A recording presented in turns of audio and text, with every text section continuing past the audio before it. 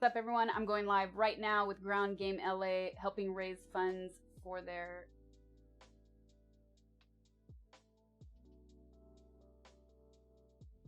oh.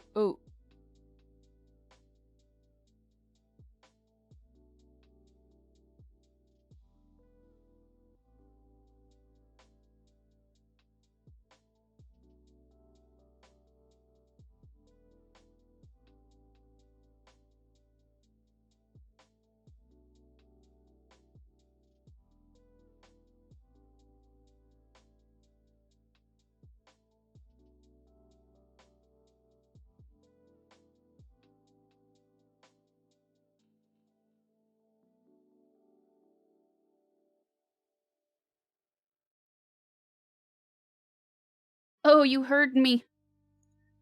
You heard me doing my social media shoutouts.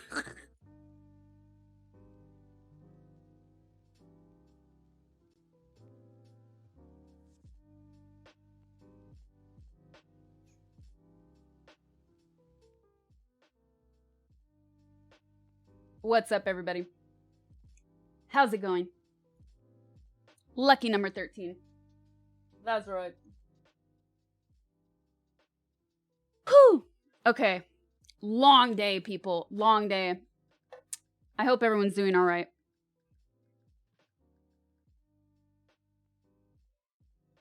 So,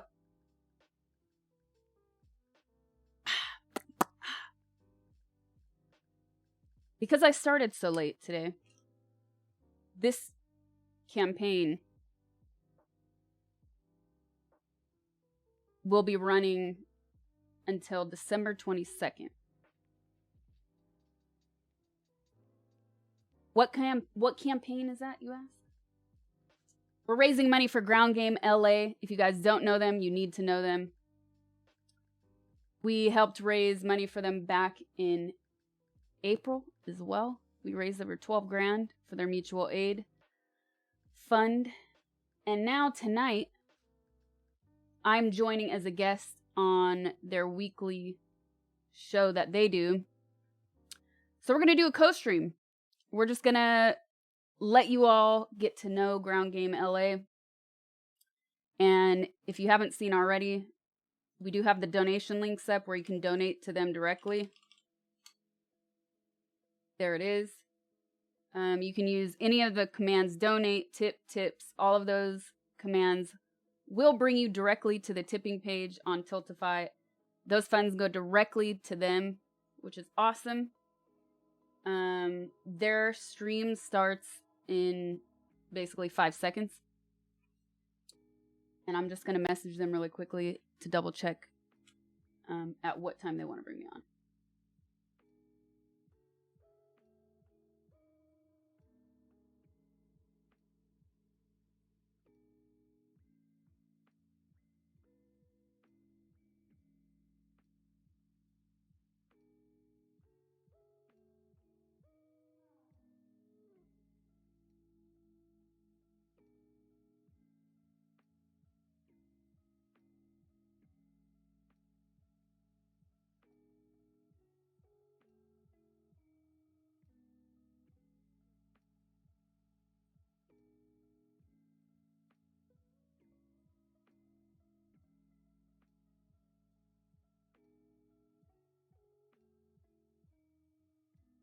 Okay. Waiting to hear they're fixing something for their stream. Anyways, hey everybody. I did that for Instagram. But I did the hat for you guys. I just did a little video. The last charity stream was when Kevin showed up and started donating a bunch, yes. Which, he was not donating at the link. It was driving me insane. Okay, everybody. So, while they get their things set up, I just want to do one more little thing. I want to add, like, the stream goal bar that Tiltify gives me. It shows how much we've raised.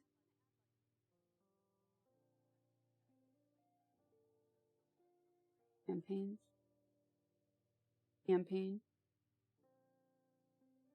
Yes.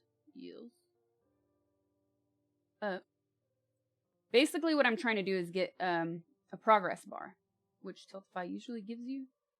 Published, archived, account, dashboard, milestones, overlay. Boom. Compact overlay. Tiltify overlay. Try this one first.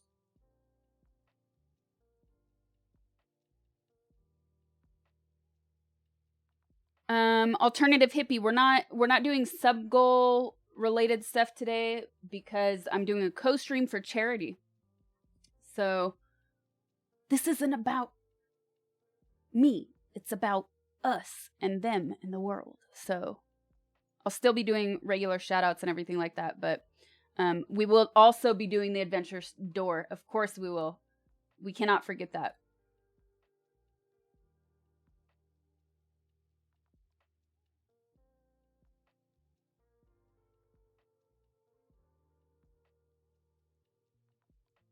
Okay.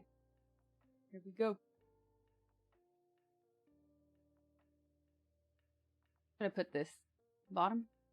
No. Top?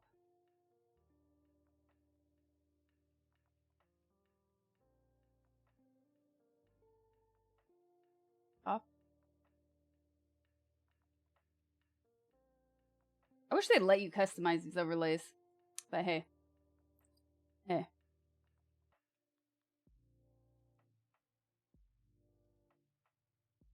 Okay. They have one more overlay that I'm going to try. Tiltify overlay, beta, color hide, milestones hide goal. What the hell? No. Overlay that can be placed on top of any stream with 100% wide, 100% width. Copy overlay. I'm going to try one other one, see how it looks.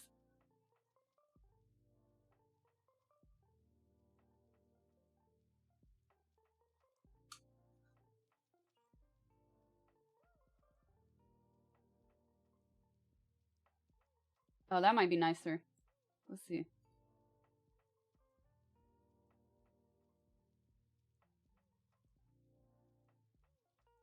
The text is all jacked up.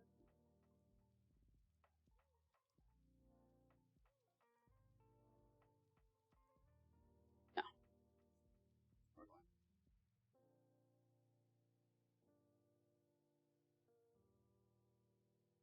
All right. That's what we're going to get.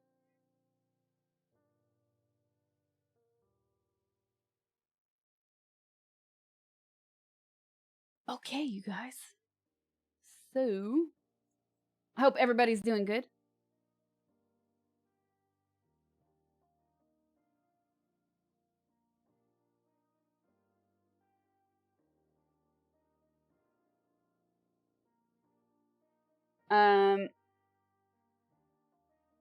Too bad. I promised that you would reach. Well, December is not over. December's not over. I'll be back tomorrow. Bad wink. I will be back tomorrow. And if that happens, we'll have a crazy giveaway too. So, welcome back, Alternative Hippie. Thanks for all the support. And what's up, everybody? Glad you're doing well there. You're tired, too much work today. I 100% feel you. Today was a disaster. That first wink was pretty decent. You're being polite, man. You're being polite. I mean, who winks anymore, right? Campaigns. Alright, so the last thing I want to do before I switch over to their screen is I just want to make sure that I can find the shoutouts page. What a lovely day. My dashboard. Yep.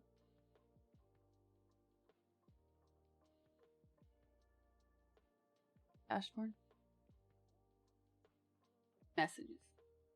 Got it. Okay, so I got your messages. I'm gonna mute this music really quick because I feel like it's gonna be annoying once I switch over to hear their stream.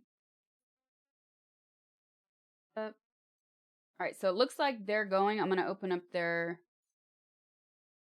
page really quickly too and double check.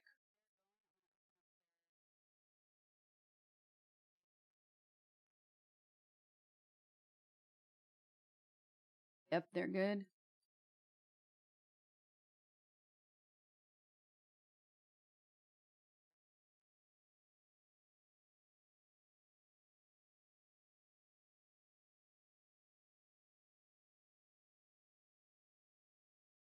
All right, should be good there.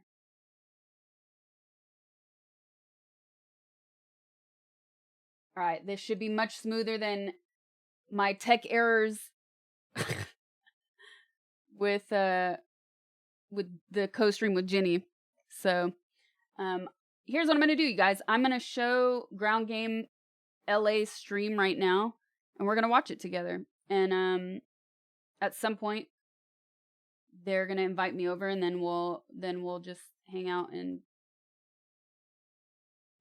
hear about what they're doing right now. And then also any questions that you guys have, like, feel free to ask them. They cover so much groundwork in what they do. They're really, really inspiring. So definitely, if you have any questions, feel free to ask them in my chat once I'm on their feed, and I can try and bring some of those up as well. Just be invited to enter. All right, you guys, let's do this.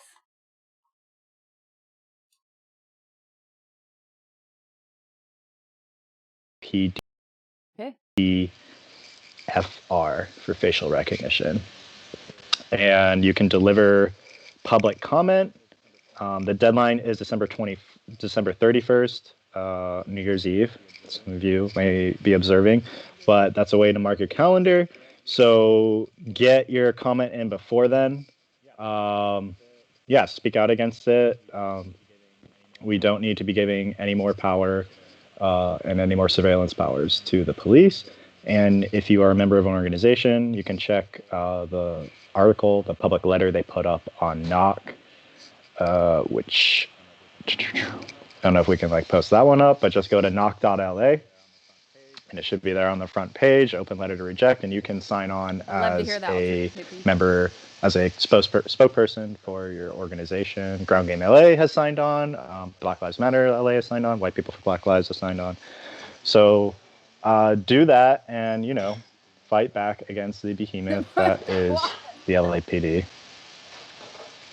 Hell yeah. Let's see, what else we have? In some nerdy city planning news. Yeah, right, let's get into city. Where are some planning fans at? How's Sound off in the chat. Let us know if you love city planning. Yeah, baby. So, okay, I'll just do a little education here while we're at it. Oh. As a lot of people probably know that there is a planning code in LA. But do people know what a community plan is? See what's happening. Nope. I'm going to tell you. It brought in its own source. This should be way better. Community plans are basically localized planning policy documents that pretty much sit on top of the LA General Planning Code for specified neighborhoods. Not every neighborhood in LA has a community plan, but a lot of them do. And Hollywood has a community plan that hasn't been updated since 1988, even though they're supposed to get updated every 10 years, which is not cool. The heck? So if you're wondering why we have so much hotel development in Hollywood and so much market rate development in Hollywood, it's because our community plan isn't doing anything for the people that live here. And I don't think it's a coincidence that they decided to change, and update the Hollywood community plan with the Olympics coming in. No community plan. But the very first since 1988. The very first draft that they released pretty much upzoned all of Hollywood. It was terrible. It was just like, hey, do you want to build larger buildings because you're allowed to now? And hey, do you want to turn all of the housing in Hollywood into hotels? Like, go for it, developers. Just freaking do what you want. Or like no-tells. So there's been a coalition called the Just Hollywood Coalition. It's got Ground Game in it, Unite Here, Local 11, LA Voice, Act LA, Thai CDC, a lot of other partners that I'm probably forgetting, Food and Water Watch. And we're trying to fight for a much more just community plan, one that will give us more affordable housing and not just give away things to developers because they exist and our city loves developers. So they're on the third, I think, draft of the community plan. We've won a few things. Okay, we got rid of some of the upzoning in some of the major corridors, and we have a few protections for local workers. but we haven't gone far enough yet. And actually, coincidence, today's the last day of public That comment for the close-up meows community made me plan look. update. So if you want to just Google Hollywood Community Plan Update, it'll be the first thing that comes up. And you'll see a little tab on the right that says contact, and you'll see the names of 3 city planners there. They are Linda Lou, Sophia Kim, and Quetzali Enrique. If you want to just send them an email letting them know that you support a Just Hollywood Community Plan and that you want to see more affordable housing and talk about any issues that affect you locally, that would be it's pretty still cool. terrible, cheesy Again, shop, sad. Hollywood Community Plan Update. You can just type that into Google and you'll get right. The first result will be it. Yes, please do that. Hollywood is a real place. It's actually cool in a lot of ways, but it is sort of being destroyed. So help us save it. Akbar. All right, folks. Little update on Akbar. If you don't know, Akbar is like Quintessential. the working class gay Quintessential bar. bar in Gay bar. LA. I would say it's been a cornerstone of the queer community in the greater, I don't know, Silver Lake. I don't want to call it the East Side, but it's in around that like Silver Lake Junction area. And like many people, the banks haven't forgiven their mortgage, even though they have no revenue. They legally can't be open, and they morally like shouldn't be open. They don't want to be open to kill people to pay their mortgage, but the bank's basically saying they should, because that's what banks do. Why is it called Akbar? So Good they question. sort of quietly It's an posted amazing a place. GoFundMe a few days ago. I hadn't heard about it I'm gonna mute until them real quick. my dear friend James Adomian, some of you may know, funny joke maker, asked like, Author "Hey, of what can we jokes. do about it?" So chat, And I checked the GoFundMe. I checked the GoFundMe. It was like 2 nights ago. It was around like 15K when I checked the link. A few hours later, I checked it again. I had seen it like all over Instagram. All my friends were sharing it. It was over $1,000 they had raised since then. I think it's at. So right now, chat, we're raising money for this organization called Ground Game LA and Power LA.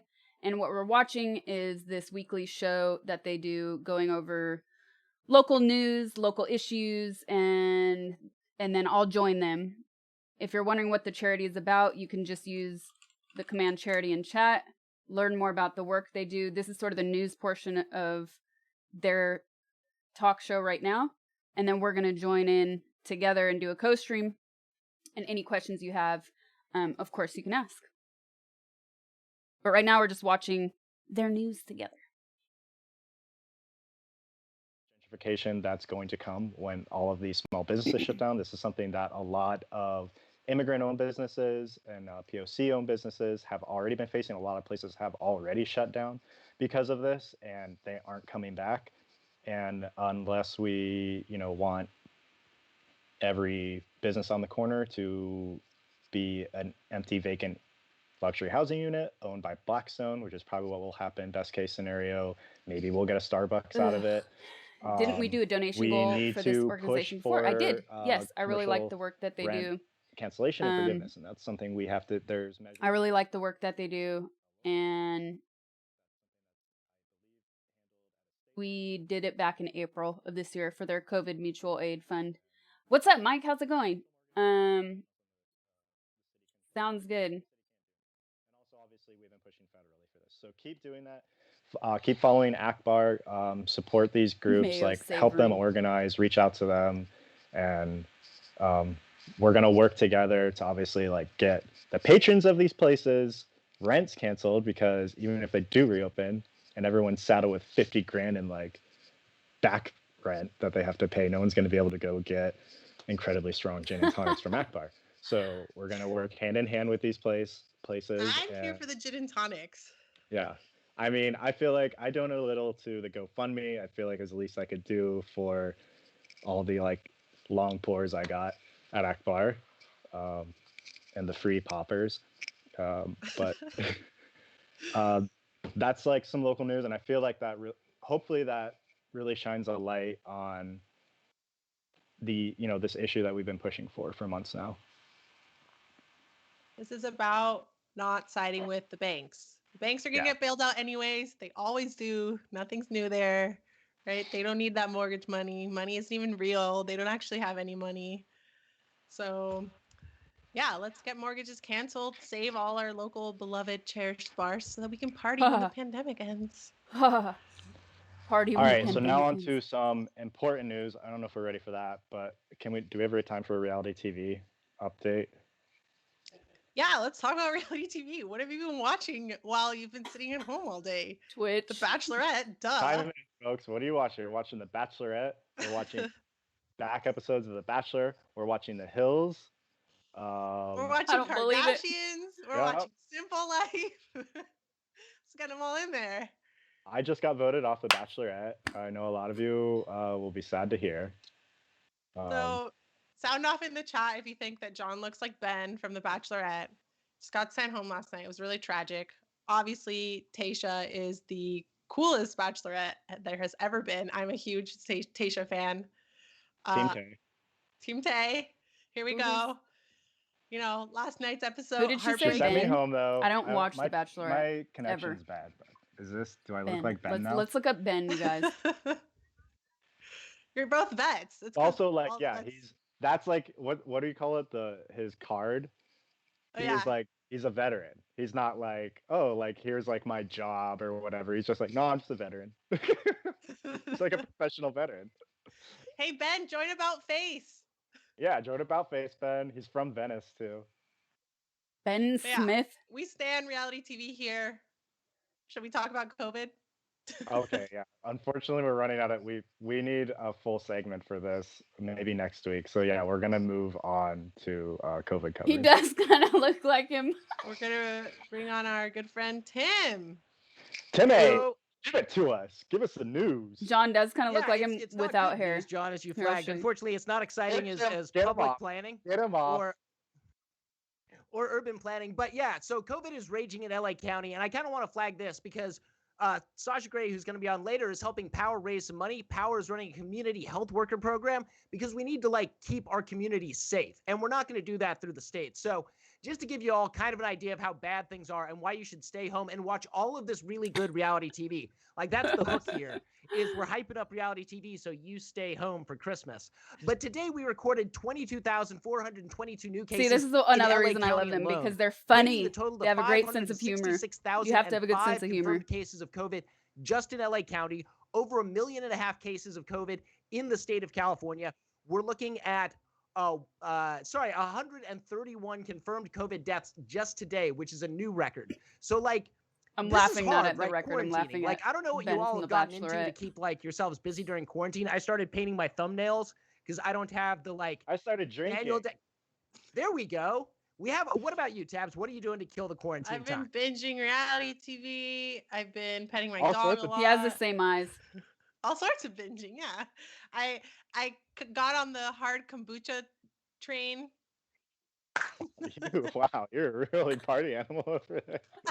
The other thing I'll suggest is if you're waiting in those long COVID lines, like you're going out to the Westwood VA to get tested, take some audiobooks with you, just get in line. You can't make friends, unfortunately, because you all got to be locked in your car not eating, but get some good audiobooks. Maybe listen to some Jay Madomian joke making, stuff like that.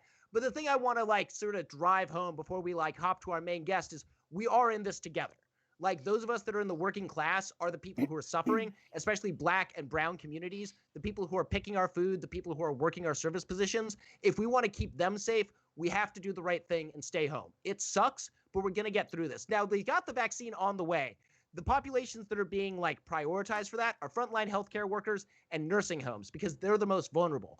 But in a couple of years, hopefully we'll all be vaccinated, but we got to have some patience. So even once the vaccine is fully rolled out, you're still going to have to get one shot, wait 4 weeks, get a second shot, wait another 4 weeks, and then you can go out and rave at the completely saved and even better than original Akbar. So that's all I've got to report kind of from spammy? Here. I'm really looking forward to partying with you all when we get through this. John, Tabs, thank you so much for your first hosting tonight. I'm really excited to see the next combo. Also, get your flu shot. Just do it. Not the year to play with fire. Yeah, I just got I my gotta flu get my flu shot. shot. I'm not trying to catch the flu and COVID at the same time. But I've been. From an immunocompromised person, I want to say thank you both very much. Flu shots matter; they save lives. I forgot to get my. I do need to get mine. Yeah, I got the flu once in like 10th grade, and I'll never ever do that again. I haven't gone was, like, outside begging though. to go to the hospital. My mom's like, So I keep forgetting. they can't do anything. Like, The only there's not a time I went cure for outside in the this. last month was to go get my Christmas tree All right. Thank you all so much. and the grocery Thanks, store. Tim. That's it. Go follow Tim on, Twitter. Sasha! Sasha! All right. 1 second, guys. What's up? Boom. We lagging? Okay. Sasha's unmuting. Ooh, I'm double screen. Oh, that's so weird. Oh, Why there's are Chris you- now. Oh, Chris, look our at secret that. Cycle producer. 2. So, all right. Spoiler alert, Sasha Grey's coming on the show. We're figuring out the windows and the muting. Cool. All right. Yeah, there you are. Yeah. What's up, you guys? Just doing some hosting, talking about reality Caught TV and Drinking hard COVID. kombucha. 2 things of equal Definitely. importance. But thank you for coming on the show, and thanks for everything you've done. Sasha right now she's grinding it out, doing a fundraiser for us, putting the time in Cyberpunk. I don't know if No, you I beat did it. not. I like to take my time. At least you have a rig that can handle it. But yeah, thank you so much for coming on. We've been trying to get this going for a while. Sasha did a fundraiser for us a couple months ago. Actually, that lasted how many days? Like several days you did streams for us. Couple weeks, yeah. Raised a big chunk of change that went towards the mutual aid work to provide groceries and direct cash assistance to the families most in need here in LA. Sasha, how long have you been in LA? How long have you been in Angelino? 14 years. 15 years. You got me. Yeah. You got one up on me. But yeah, so like you got like investment in this community. You care. There's a lot of groups I feel like you could have reached out to, but you found us. And I feel like I like to think we're doing a good job with like the money you've raised for us. How did you find us? I know like you DM'd us on Twitter, but we were like, what the hell? Like, that's actually how I found you guys. I found you on Twitter. I'd seen. Slid into our DMs. Yeah, I slid right in. I knew I had seen a lot of people share your posts. And I don't know. I think at the time when COVID hit, I was looking for somebody to raise money for, and I'm not a fan of going to the Red Crosses of the world or these big organizations. I'm that person that goes on charitynavigator.org and looks up organizations and I look at how much the people make that are on the boards, and I see how much is actually spent on the communities. And just so many times like you hear these horror stories of these big well-known international charities never giving money to the communities they claim to have helped. And so I knew that I wanted to find somebody that was actually doing the work on the ground and was connected to the community. And that's when I decided to reach out to you guys. And a big problem with raising money on streams, especially for a platform like Twitch, they have all these, they don't call them rules necessarily, but guidelines that they want you to follow. And so for my audience that's watching now, and maybe some of you are new here, and also for your audience, so everybody's aware, Twitch requires or asks streamers to collect money for charities through this third-party platform called Tiltify. And what that does is it allows the money that you as an individual donate, it allows it to go to the platform and then straight to the charitable organization, never touching the streamer's hands. And that allows for total transparency. I actually really like that. I think it's a great idea. Problem was, you guys weren't on there. And the problem was, a lot of big companies are. At the time, right after that, we started that fundraiser in April, and then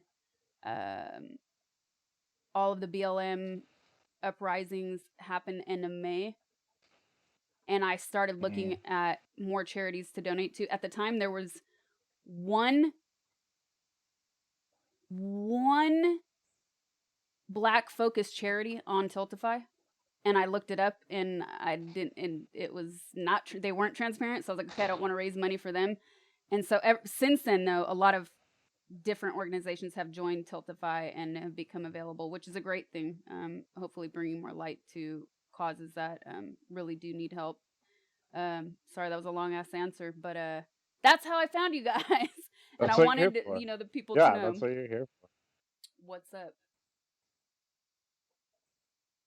Well, yeah, the money you raise, like we've been able to disperse a lot of that money to our friends and allies and groups like Black Lives Matter, and really like prioritize the needs of low-income Black and Brown families, and just people who are like hurting the most from this. And we encourage you to fundraise for these other groups. Like find a small nonprofit that you like and whose like values you align with, and throw it down for them. It doesn't have to be us, but.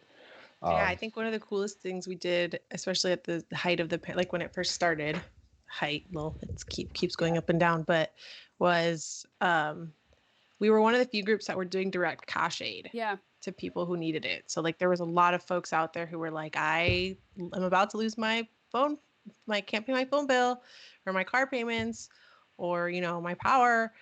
And so we were able to, or just like, I can't buy food, right? I lost my job and I can't buy food. So that was like one of I think the most exciting things that I thought that we were doing. We're still doing some of it, so thank you. Definitely. And so for everybody watching right now, can you just talk a little bit about the work that you're currently doing and where the money that we're raising right now will be spent?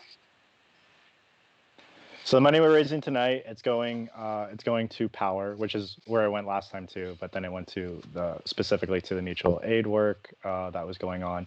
Now there's a lot of other projects. Power, which stands for People Organized for Westside Renewal. It's been around since '99, organizing public housing residents all over LA. There's a lot of initiatives that it's going towards. A lot of the work we do, including direct outreach to our unhoused neighbors and providing services to them and helping getting them housed. Just recently, one of our friends at Echo Park Lake, we've been really involved in the encampment there and stopping their displacement, trying to get them housed. One of our members there who's unhoused was shot in the leg. Unhoused people are the targets of an enormous amount of violence. I don't know if you like following the news last year, but there is a rash of there was a serial killer targeting unhoused people. There's people, all the arson attacks against unhoused people. So when this just happened, we threw up the ask on social media, and people like turned out again and donated money so that we could get these people into hotel rooms so they could heal. Well, it was Devon Brown, if you want to follow him on social media.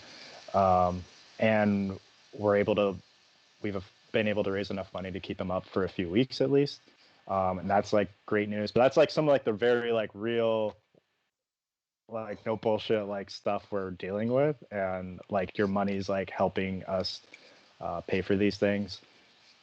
And even like small things, like John mentioned, Power, a lot of the Power membership are people who are, or just in general, a lot of our membership are people who are in public housing developments. So if folks don't know, we actually do have some public housing in LA. It's not a lot, but we Power has organized in Mar Vista Gardens and in San Fernando Gardens up in the valley. And one of the things, for example, that HACLA, which is the federal housing authority that oversees the public housing developments, they tried to like cut off their mail delivery at one point during the pandemic. Yeah. Like I'm not sure why. Attacked numerous times from the Trump administration, like finding like these really specific ways to attack like our members specifically, like denying undocumented people from being able to live in. That was the Keep Families Together effort, where undocumented people weren't going to be able to live in public housing. So if family members had like, you already have to be a citizen to be on the lease, if I'm correct, but they often have spouses, girlfriends, like children who are undocumented living with them. And they were trying to, Ben Carson just like decided, no, I want you guys specifically out on the street. So we had to fight against that. we tied them up in court long enough. I think that, I mean, luckily Trump's out now, but yeah, just like so many ways in which, like, yeah, cutting off like our mail service just to like this one community and like essentially disenfranchising them, which would have meant like all those people wouldn't have been able to vote, or it Exactly. would have been much more difficult. Exactly. So it's like, yeah, it's really, really weird and specific attacks against power members, from the Trump administration. Yeah. Also, like, if anyone has any questions about what public housing looks like, and why we're fighting for it, in the larger, fight and movement, it's super rad. Like, public housing really does work and like really is the solutions to a lot of the housing issues that we're facing and how to like help people get back on their feet. So it rules. Our members there rule. Like, they're all total badasses and we have so much to learn from them. Tabitha, do you want to talk about the vaccine outreach work you're doing with them now? Oh, yeah. So Power was one of the organizations that got some of the CARES Act funding to do outreach specifically around COVID. Because what we've seen, obviously, is like, this wasn't a surprise. COVID is a race issue. COVID is a class issue. Like, the people that are most being impacted by the pandemic are brown and black people in working class communities. And we have been going out into those communities, which are our communities, and telling people like, hey, like, have you gotten tested before? Do you know that you can get tested for free? Do you have any questions about COVID? Do you have any questions about the vaccine? We've been going out and taking care of each other, which is the thing we do every day and the thing we've gotten really good at doing. It's our thing. And it's been really cool and rewarding to go out and work with a lot of people and just like get, a lot of people come to us with just questions of just like, what's going on right now? Like, they're just, I think our government has done a terrible job of informing folks on what exactly is happening and like what to expect and why COVID is so dangerous. And yeah, just everything from like the symptoms, what to do if you get sick, like when you should go to the hospital, what are the differences between the flu and COVID. So yeah, it's been really exciting. Whoops, hold on, I just moved something.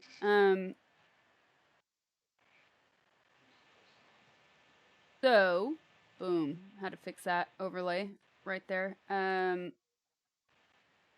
All right, so what do you guys encounter people that like come up to you and either on social media or in real life that ask you or claim that COVID isn't real? Do you have to deal with these people on a daily basis? And how do you handle it if you do? Sometimes. I think luckily in LA, I haven't seen as much of it, or at least not in the communities I've been going out into, because especially in marginalized communities, we're talking about people who have family and friends who have died of COVID. And so I think I'm running into less of it, but I think it's just an education thing. Like, with the people who I have run into a few folks who are like, I don't want more. And it's just like, okay, let me explain to you why it's important to wear a mask. Let me explain to you that this is really transmissible and like you can get really sick. And if you get really sick, you might die. Yeah. Like, let me explain to you that like this isn't just about keeping yourself healthy. It's about keeping your community healthy. And like people, eventually kind of put it together because, nobody wants to get sick, obviously. And yeah, it's just education. Our government has done such a bad job of outreaching to the people who are being impacted the most. I haven't had to deal with like too many of those types in LA. Honestly, like probably like the single biggest like COVID deniers and anti-maskers are the police, the LAPD specifically. It seems like at least on social media they've like cracked down on the public facing view that people have of them, and I'm sure if we like put in a public records request for their emails, we can find their social media guidelines about like no posting without masks. Right. But they're just like flaunting it forever and like in large groups with no masks, and this has been going on all summer. And these are people who are like having daily direct outreach. I mean, because of like how over policed our communities are, like every time a black youth is coming into contact with the cops, they're now exposed to COVID. Every time like we have a protest and the protesters are staying safe and we're all masked, but none of the cops are. I mean, we're even at one of the recent Block Garcetti protests I had, they still had most of them. I feel like because there were so many cameras there had masks on, but the lead cop like didn't, and I'm sure they have some dumb excuse of how like, oh, you can't hear me. Like we can shout at Garcetti and the police like through the mask, no problem. But somehow these guys, which are like, I've gone through boot camp, I know they know how to yell.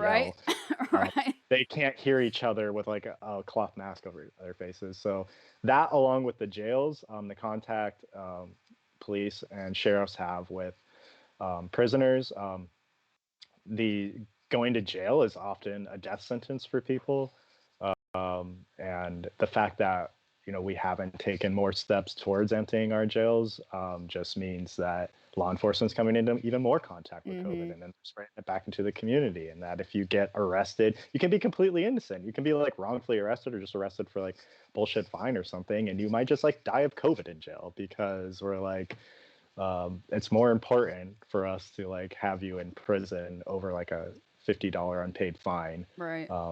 Than to not like execute you via a disease that we know you can get when you're in jail. Absolutely insane. I see that they're pinging us to bring in Tim as well. Bring in Tim. Yeah, bring it in. But I know also, Hello. Sasha, there was like other things like you're interested in activism wise, protest wise. So if you want to like take the floor and start talking about that stuff and educating people, like go for it. Yeah, man, Not really chatty. Sorry. I was just like enjoying everything that you guys were talking about. Okay, so I brought up the list that I had sent you. I feel like the first question, and I know it's kind of general, so it could be open-ended. First question I had was, how can people stay motivated and involved during their local communities during this pandemic and in post-pandemic as well? Because I know that there's a lot of working class people who are struggling, and they're really, a lot of people are just so focused on the day-to-day life, just getting through, but they care. And I hear this from families, I hear this from single parents, I hear this from so many people. I myself feel it oftentimes that I'm just like, okay, I've been freelance and independent my whole life, like, but I care and I want to get things done.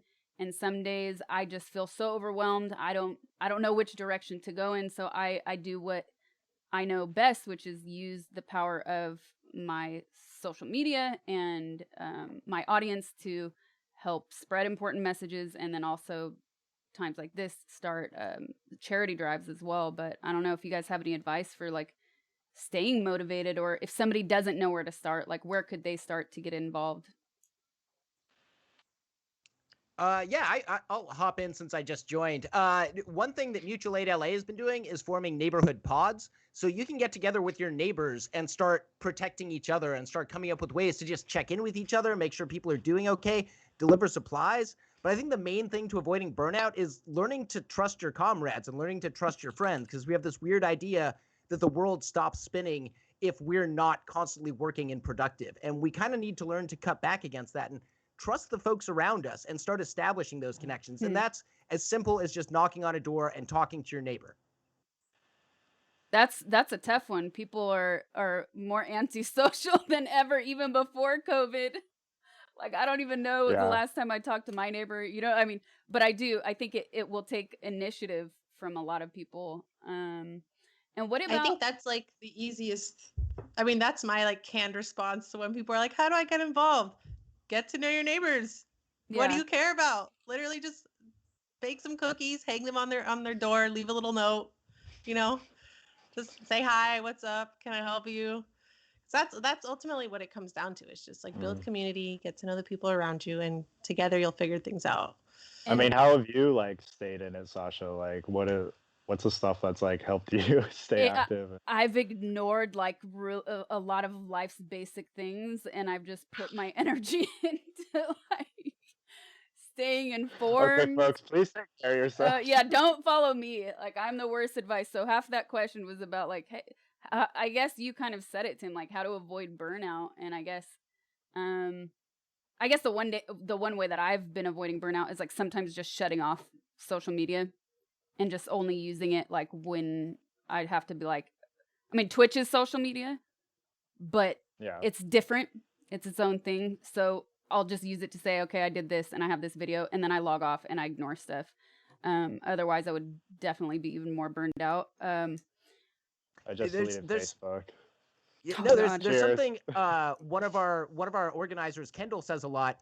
Text communication is only 15 years old. Like, this is really new stuff, and it's meant to create division and animosity and be hard for us to interpret somebody's tone and what they mean.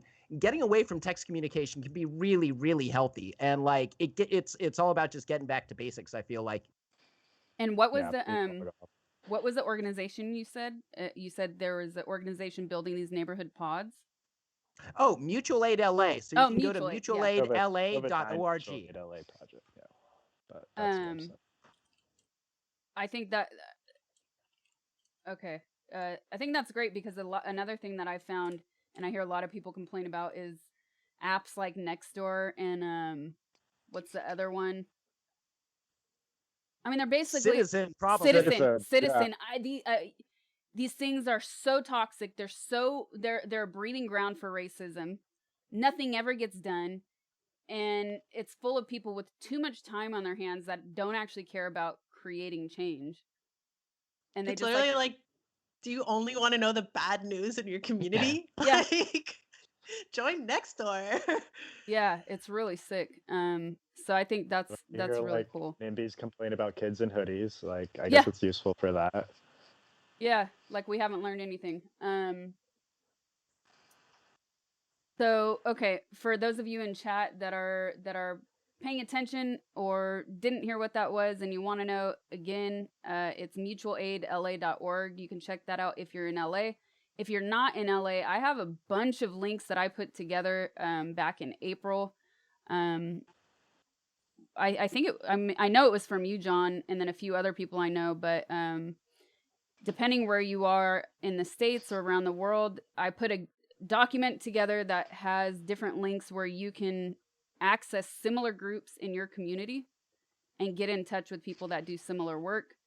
So I'm going to find those links a little bit later, because if I do right now, I'll get way too distracted. You guys Right, There's also a really good website called mutualaidhub.org that has a lot of the mutual aid networks throughout the country, throughout the US. Okay. So if you want to do some mutual aid, help out some mutual aid networks. No matter where you are in the country, there's a lot of ways to find out like how to get involved in your community. Some easy ways to like start that in the US is like looking up People's Action, who we're an affiliate of. They have organizations all over the country doing the same kind of work we're doing here. There's other groups like Grassroots Global Justice, which my other organization, About Face, Veterans Against the War, is a part of. And we have, or again, it's another network of similar type, has groups all over the country and all over the world even, where you can plug in and get involved in, fighting for justice. But I gotta say, like with Ground Game, we started as like 12 people around a table 4 years ago. And that's where it all starts. Like, just get together with people that want to start making change and just start talking. And you'll be amazed what you can build once you all put your minds to it. Definitely. I never would have predicted this happening. Like, oh yeah, we're gonna have like a talk show with like Sasha Grey and raising money for us, and like Father John Missy's gonna like dedicate the sales to an album for us. It was like, where the fuck is this stuff coming That from? is so dope. And we're gonna win a city council seat. Yeah, we're gonna. We're gonna put the first public housing tenant to ever co-chair a presidential campaign at a state level on Bernie's campaign. Like, all of this stuff was unimaginable 4 years ago, and we're just kind of folks that figured it out. Like, you can do this too, and you just got to take that step. That is so dope.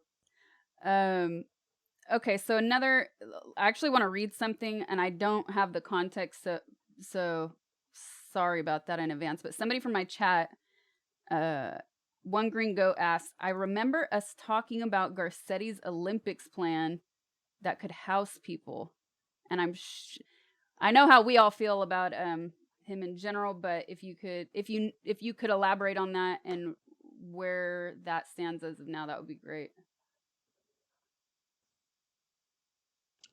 I don't think Garcetti's plan ever intended to house people. I think maybe what I've heard that people referring to that before is like the Olympic Village, which we don't have to worry about building new housing to house the athletes, which is like as like housing justice organizers hasn't really been our concern. But yeah, the Olympics it's already, this happened as soon as we got the bid. It's accelerating gentrification and police militarization. Uh, Developers and people who run mutual funds and stuff are already saying like, oh, invest in this property or this company because we're going to have the Olympics here. We're going to have like a very short period of time, like, so it's 10 years ago at that point, to make a bunch of money off of tourism. So we can start gentrifying these areas right now and pushing like low income people out in anticipation of this 2-week sporting event. So it's actually like, that's been our big point about the Olympics. It only exacerbates the housing crisis. It's going to jack rents up. It's going to cause the increased criminalization of the unhoused, which is what happened in '84 when we had it. They literally just rounded everyone up. They pushed unhoused people out of areas where there was going to be events, like on horseback. They just like drove them out. They rounded up hundreds of young Black and brown youth and arrested them and jailed them without cause just for like the 2 weeks of the Olympics, and then like released them.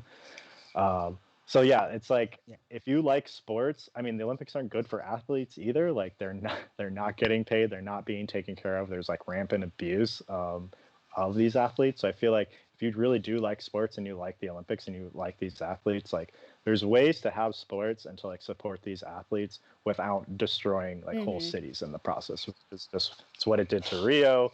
It's what it does to like every city who host these like mega sporting events, whether it's like World Cups, Olympics. Like it's just, they did it to Brazil after the last World Cup. And like, just kind of tying it back to what we were talking about earlier, the Hollywood Community Plan update. Obviously, Hollywood is like one of like the hot spots in LA, and what we're seeing right now happening is that a lot of housing units are being converted to hotels. And like one of the biggest problems with that is that we're actually decreasing our affordable housing stock. So like we're losing rent controlled units. And over the past 10 years, the population of Hollywood has decreased. And I believe the largest like decrease in the population has been among Latinos. 17% of Latinos have had to leave Hollywood because it's getting too expensive. And it's one of the largest like exoduses out of a neighborhood, especially we're talking about communities that have been there for like generations. It's terrible. And we're just seeing all this market rate housing go up that nobody can afford. Like you drive around Hollywood and everything is like empty. They're empty. There's a luxury building across the street from our office that has been like all but empty since it was built like 2 years ago. It's so absurd. There's a pool overlooking Hollywood Boulevard, and it's like, I'm sure it like sells in the marketing material, but like, who is like going out to hang out by the pool while like buses and ambulances are blaring by, and it's like, this is not like a cool like Hollywood hangout location. And all like the buildings, like I don't even know what's going on. It's just like some investment property because they're charging like $3,500 a month for a studio. Dude. So yeah, there's so much more analysis on. You go to noolympicsla.org. We've been signed on to the No Olympics Coalition since the get-go. Not a fan, not here for it. Sorry if that's your thing. I don't know. I wouldn't say like you can have it in your town because we really don't want them to be anywhere under there. The IOC is also just full of like Bond villains. It's like people who gotten rich off of like Nazi gold and stuff. They're like caricatures. You're not a fan of Henry Kissinger, John? I am so shocked. Henry Kissinger. Oh my god. So I'm looking at my chat real quick. If you like sports, follow Justin Jackson who is running back for the LA Rams, who's like a radical leftist apparently.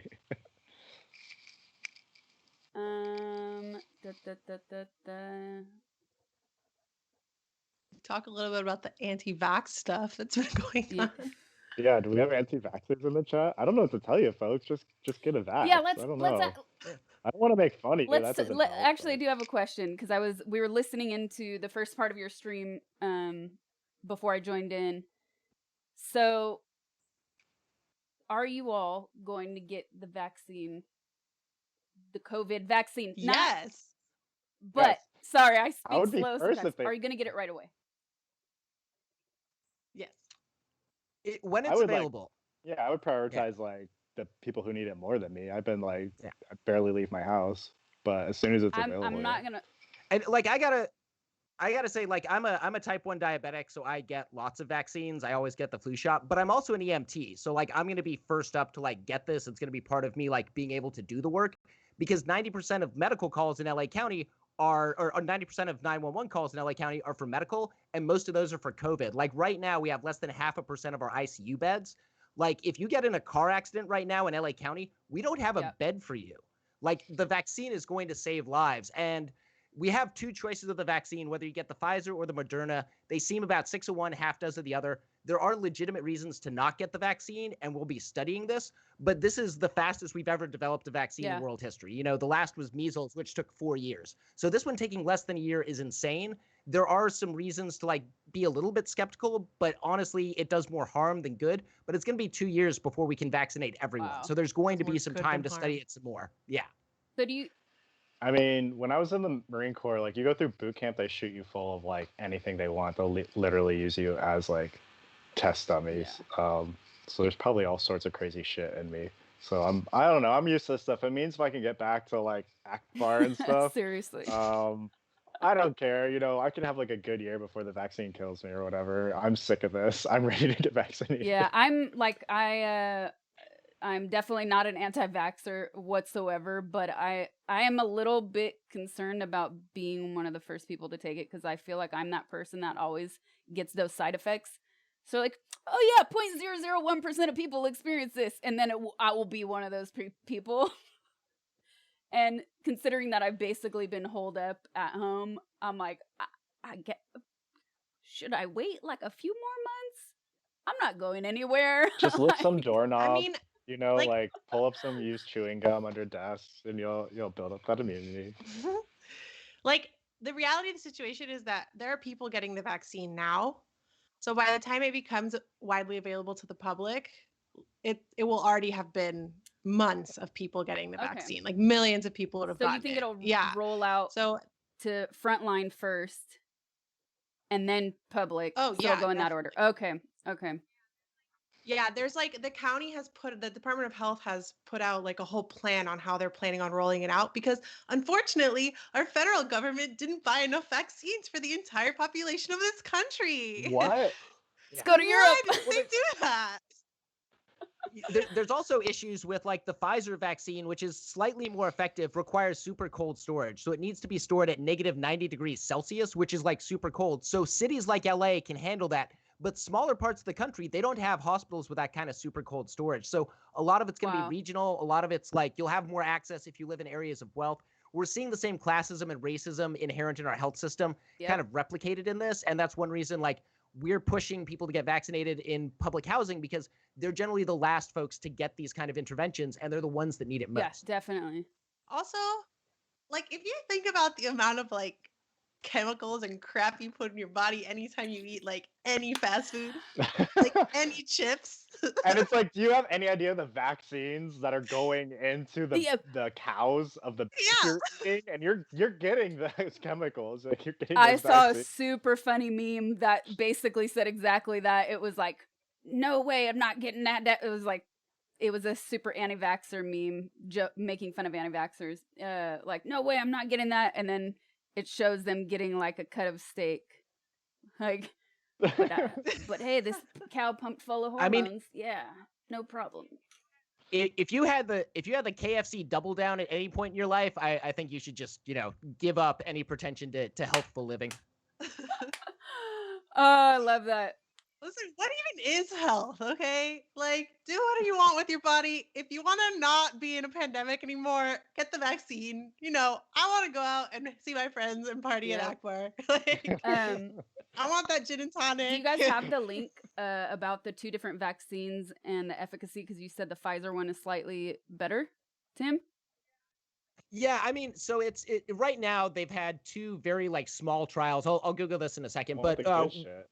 basically what they did was once 178 people were vaccinated fully and they had enough time, they're able to see how many people got COVID. And what they found was the people who caught COVID after being vaccinated were vaccinated between the two shots. You need both shots for it to be effective.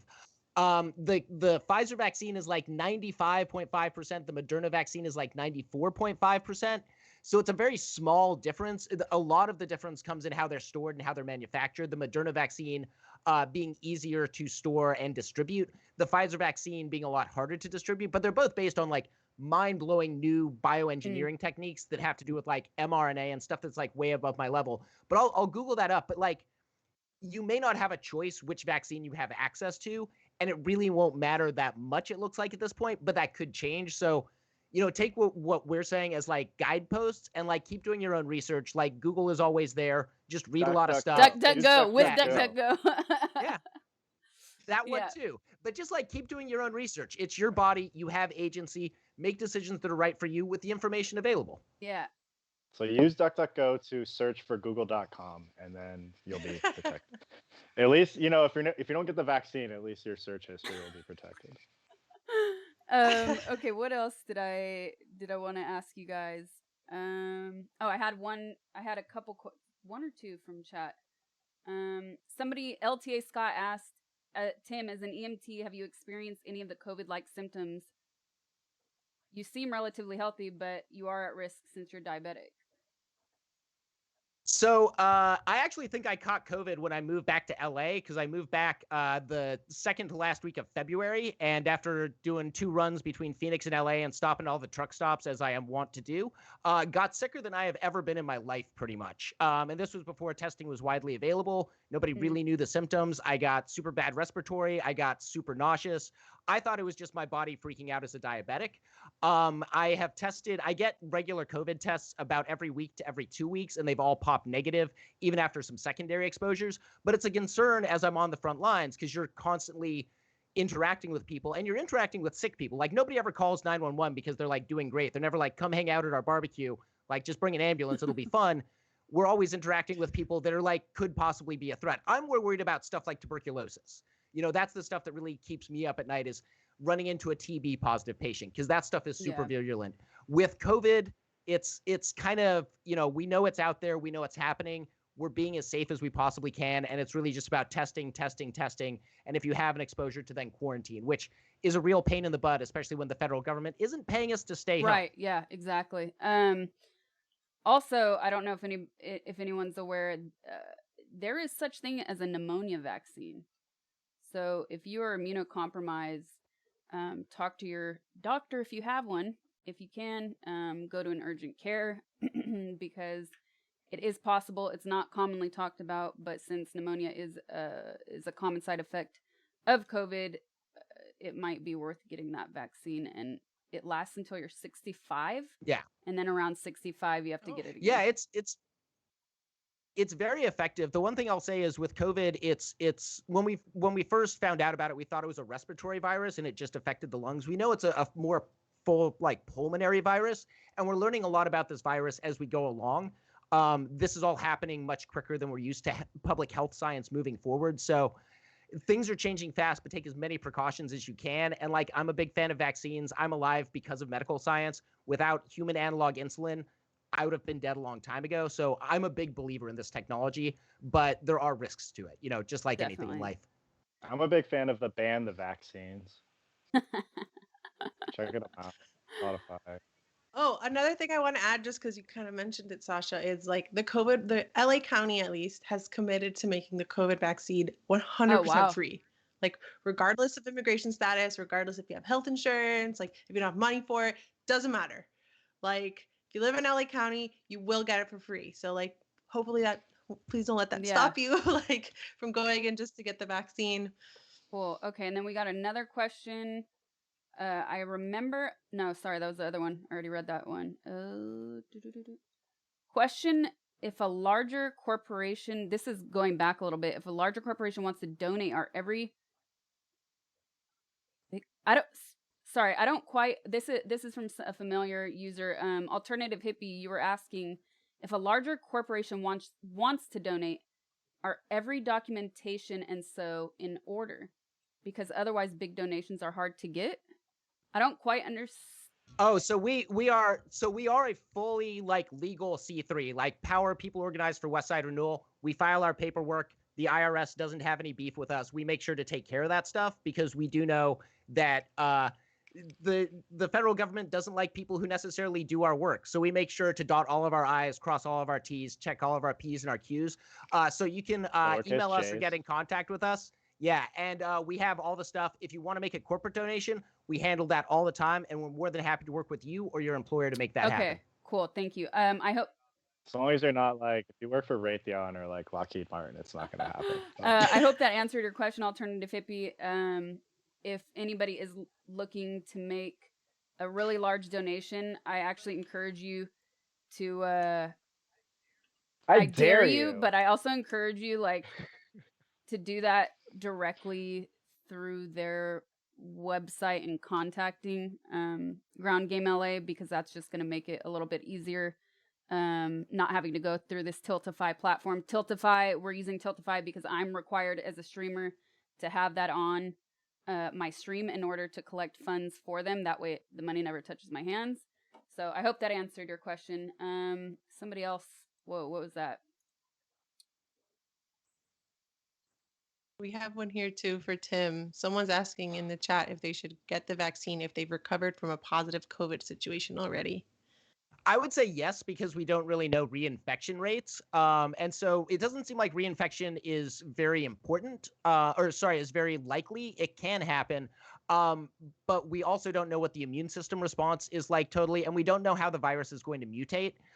So the vaccine is a good thing to get. Whether or not we're going to have to re-up it every couple of years is still waiting to be seen. This is moving so fast. I say be safe rather than sorry. If you have an allergy or like certain immunological conditions, or if you're pregnant, then you probably don't want to get the vaccine immediately without consulting a doctor. But if you're not in immediate danger, get it. It's not going to hurt. A medical doctor. Just want to add. Yeah, don't consult a doctor of doctor of philosophy. Yeah. I mean, those are other issues with the vaccine, but yeah. Also, for large donations or questions about donations, you can email Kendall at groundgamela.org. Is that Kendall with? Also, thank God Tim's here to answer these questions. KENDALL. I would just be like making jokes the whole time if it was just us. Thank God. That's what I'm here for, though. Hey, everything in moderation, right? Oh yeah. Moderation. What is this question? 1 second.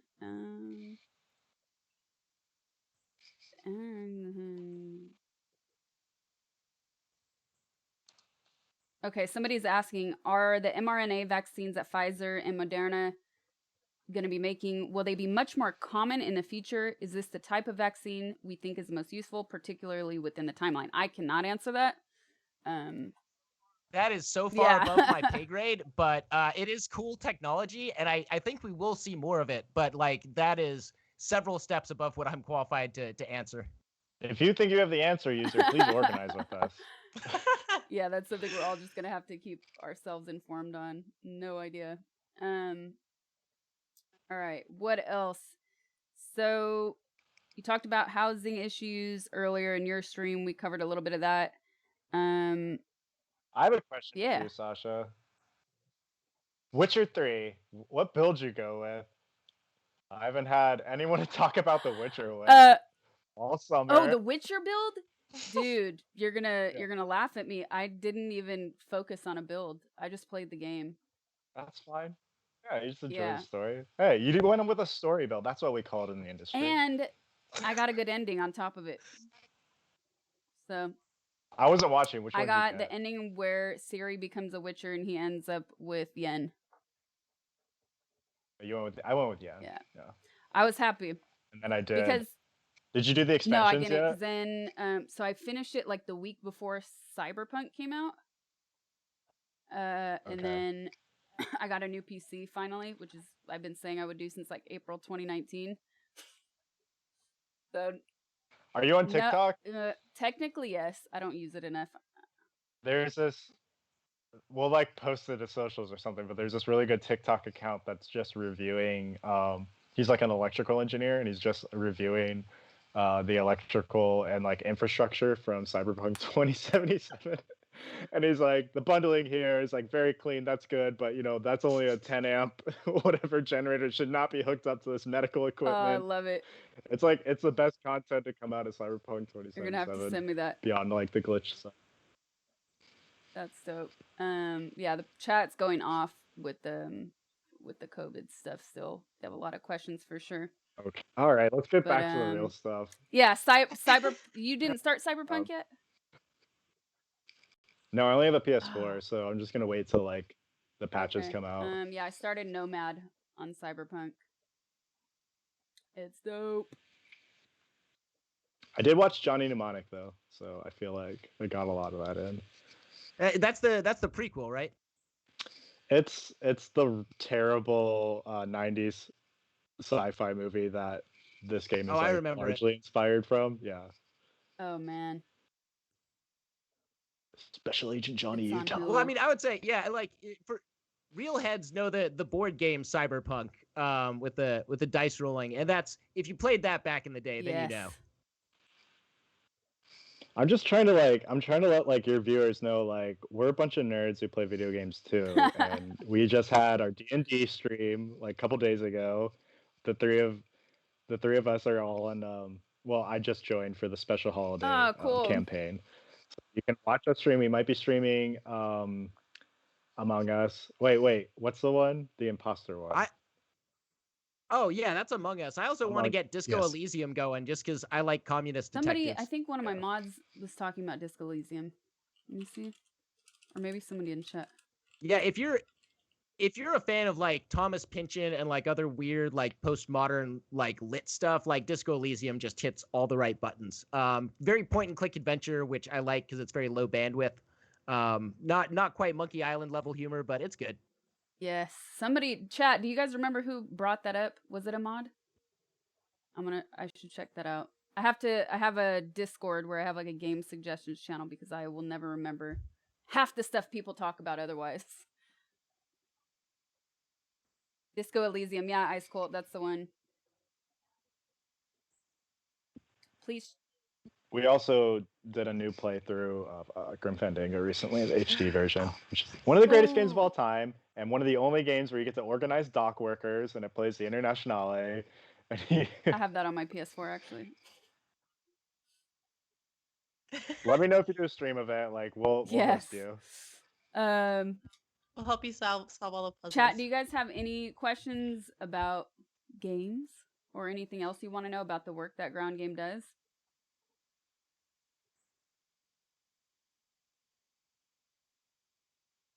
Hit us, chat. Hit us, chat. Let What do us you know. got? Otherwise, I think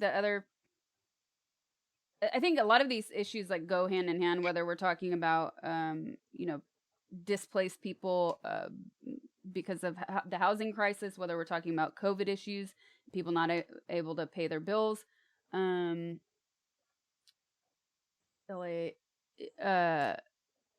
then all the way down to the systemic racism that is a matter of fact within this country and how it affects everybody. Like all of these issues are they go hand in hand. You can't separate one from the other. Mm-hmm. And so with some of those links that I shared with my chat a while back on learning how to organize a community, I also wanted to ask a little bit about I know, but like maybe you guys can talk a little bit about if you want to involve yourself in a protest, like what are the steps you can take to be safe?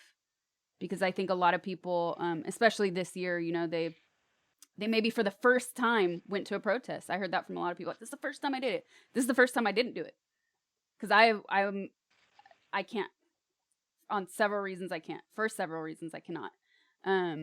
But I would love to hear you guys talk and inform people a little bit about like ways to stay safe, organizations you can reach out to know that you're going to be in good hands, and also about surveillance, because that's a large topic of conversations that you guys are having right now as well.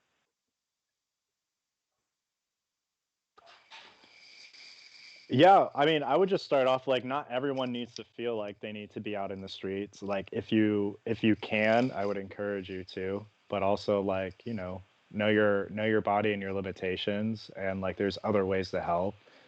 Sometimes when we go out and we do street medic stuff, what's like really important is having people who actually stay home and can act as like dispatchers for us and do all this like coordination from home, letting us know, like watching the news, keeping us in contact with each other and other groups. So like you don't need to. I would feel like if you feel like really strongly, like I should be out there, like yeah, by all means, like go to the protest. Like we'll see you out there. You're needed. But if people have like real concerns about like not going out, like there's other ways you can help. Like you don't like necessarily like need to risk it in that way. There's everybody, and that doesn't make like you less important too. So I would just like start off with that if someone wants to jump in. Yeah, the first tip, if you are going to an action, go with a friend. Like always go in pairs, like two people, and you keep each other safe. You don't leave each other's side. You stay together from the time you go until the time you leave. Wear shoes that you can run in. Wear pants that are durable. If you wear contacts, leave those at home and wear glasses, mainly because if chemical weapons are deployed, the chemical weapons can get under your contacts and be worse. Don't wear any oil-based cosmetics. Don't wear any oil-based sunscreens, anything that can trap chemical weapons. But pretty much keep your head on a swivel and know your own comfort level. If things seem like they're getting too spicy for you, get out of there. If things feel like they're escalating beyond your comfort level, get out of there. Know the people that they're around you and just know what you're willing to risk and what you're not willing to risk. Things get hairy for people when they stop paying attention and suddenly they find themselves getting kettled. They find themselves among people who are escalating beyond their comfort level. So just know yourself, know the person you're going with, and know that you're both going home at the end of the day, and then make that happen. I would say also bring water, bring snacks. Oh, you're a little low. Your volume's Oh, a yeah. little... that's Yeah, better. bring water, bring snacks, she said, which is a very good one. There we go. Sorry. Yeah, bring water, bring snacks, especially if it's like during the day. And like, this summer was really hot. Yeah. There are some days out there that, yeah, bring water, bring snacks, like, turn off the facial rec on your phone in case you get detained and the cops get your phone for whatever Or reason. the thumbprint, have a numeric lock on it. Yeah. Oh, I don't use facial recognition. Don't record people doing illegal things. Like, I mean, I don't know where I stand on like the fence of like publicizing actions and stuff. Because I feel like sometimes like the right video or like documentation can maybe like bring people out to an action and help publicize it. But there's also like real concerns about like you doxing other protesters. So just like be aware of that. I would say like don't stream. There's probably, if it's a big action, there's going to be other people there like who are like really good at this stuff, and like you don't something like I was taught by Stop LAPD Spying is like we don't need to become providers of information. People have been arrested and prosecuted based on things, shots like photographers and like social media posts and things like that. So I mean, we ran into this at the Battle of the Grove, like when we went out the street medic for BLM over the summer, and that was a fucking day. Yeah. Some young people were doing some illegal things, and some of us were saying to the other people, "Hey, don't stop videotaping your friends doing these illegal things. Like nothing good is going to come of that." And there was some like resistance to that because I think we just like we're already like so conditioned to just like documenting everything, and like I record concerts. Like I'm not one of those people who's like in the moment. I was like, no, I want to see this like video after. Like I get it. Like, and it's a really hard like habit to like unlearn and stuff. But like you should know that like if you're like posting like people looting on social media, you should be like, do I think those people like should have their homes raided by SWAT for that? Do I think like if it's my friend, do I think they should go to prison for that? So just be like, it's not necessarily like worth like whatever kind of cred you might get, or even if it's not like ego based and you're like doing it for like the movement, consider how it like might jeopardize like what we're working towards in that way. Like there's always going to be like AP photographers and whoever else out there that like they're gonna have like documentation of it, and they're not gonna care about like whether or not a protester is like lighting a cop car on fire. His face is identifiable. Right. So we don't need Yeah. to like help that stuff. Also, hey, Sasha, I just dropped in our Skype chat a PDF that we put together for like protest prep. So feel free to share that. It's, public information. The other thing I'll say, and I say this as an EMT and a guy who's been a street medic for a long while, learn basic first aid. It's really easy stuff. It's very simple. Go take a CPR and an AED class from the Red Cross. It'll cost you anywhere from 25 to like maybe $80. But this is information that could save a life, could really help someone. And like when you're in a protest, if somebody gets hurt, the cops aren't letting an ambulance through. Yeah. We have to protect us in that situation. And you have to be responsible and accountable to yourself and your comrades. And like, I don't mean to be too heavy, but like we saw the cops beating the shit out of elderly people at Fairfax. Things turned really bad really quick. And it was the state that was attacking us. Yeah. I would say also listen to organizers at the protests. Like usually when things start to escalate, organizers are the ones who will like step up and start giving instructions. Like just listen. Yeah. They're probably coming, like we're coming from a place of experience. Like I've seen people be like, we're going to get kettled. Everyone get out of here. And like people start being like, no, like, okay, that's not good for you. Like, we don't want anyone to get hurt. Also, if you're in LA, stay away from the 3rd Street tunnel. Oh, yeah. Oh my God. Yeah. When they blocked all those people. That was insane. Yeah. Okay, so this is a kind of maybe more of a question for the future of what could happen, but a thing that I've noticed a lot lately is, well, not lately, forever, is how whoever has the first news story, they kind of control the narrative. You know what I mean? So if one person blasts social media and local news and national news, that dominates the narrative of what's being talked about. And obviously that's a big problem because like you said, you saw old people getting pushed down to the ground and beaten. And us here, those of us that inform ourselves and watch different news channels and we listen to different news radio and we consume social media and we're hearing all sides of the story, we're aware of that. But I feel like so many people are not aware of those things. So do you see a future where these things could be fought, or do you think we're kind of doomed? Because it's like the minute Twitter flagged something that Trump said, the Republican Party started to say, well, we're not going to support you. I mean, it's like it's so twisted. It's so completely twisted. And I don't know, it's frightening because I think those other stories of the old people getting hurt, as painful as they are, it's like important that people are also hearing these stories. There's a fine line between like what I call protest porn and informing people. And it's a lot harder to do that in a corporate media environment. Like all of these platforms are owned by gigantic, shitty corporations.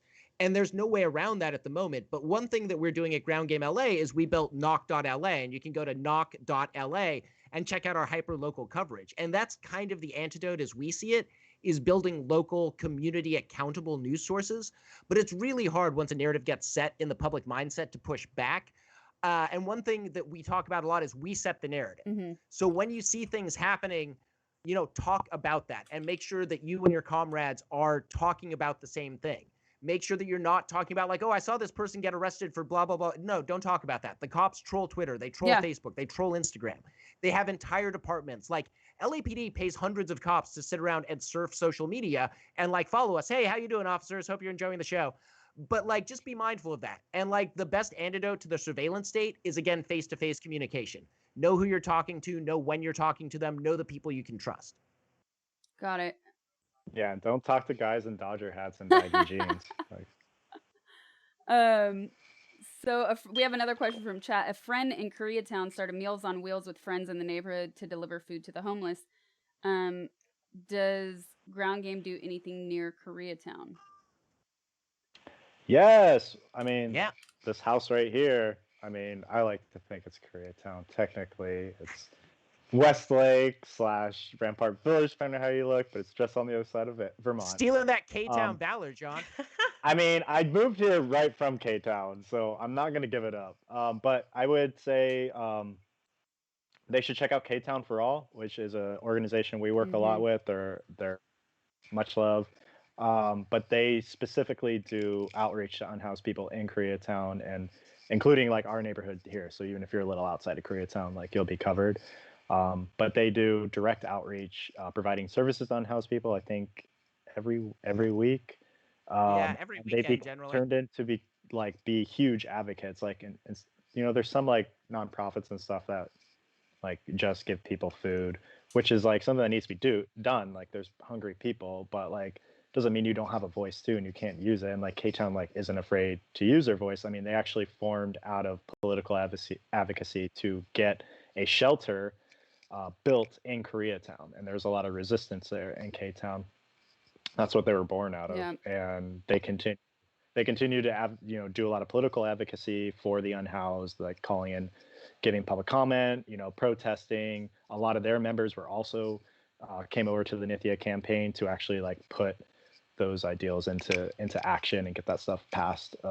Their vision for housing for all and everything. So check them out. You can also check out us, Ground Game LA. We do some of that in the area. Street Watch LA does a lot of specifically like cop watching for abuse against unhoused people. There's a K-Town element to that.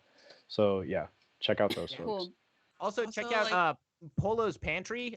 They do food justice work for a lot of people across LA, and also for people who work in like literally picking our food in the Central Valley and stuff, and people who are generally underserved. LA Can is another great resource to check out. Sorry, I cut you off there, Tab. I was just going to say, we also do a lot of tenants work in K-Town. K-Town is the densest neighborhood in the city. And if you've ever walked through K-Town, all you see are like apartment buildings. Organize your building. We'll help you. Definitely. Somebody asked about protest. Ice Cold asked about protest. Do you ever feel the message of the movement is lost when some people take advantage of the chaos? I mean, look, like we live in a capitalist society where violence just happens all the time. Like banks evict people, that's violence. We drop bombs on Yemen. We sell bombs to the murderous like Kingdom of Saudi Arabia. Violence has to be contextualized. So like Bank of America gets a window smashed, whatever. Bank of America will survive. I don't care. Yeah, that stuff's like small potatoes. It's really about how the media chooses to cover it and like what you're seeing. You're seeing a lot of Starbucks windows being smashed in. You're not seeing.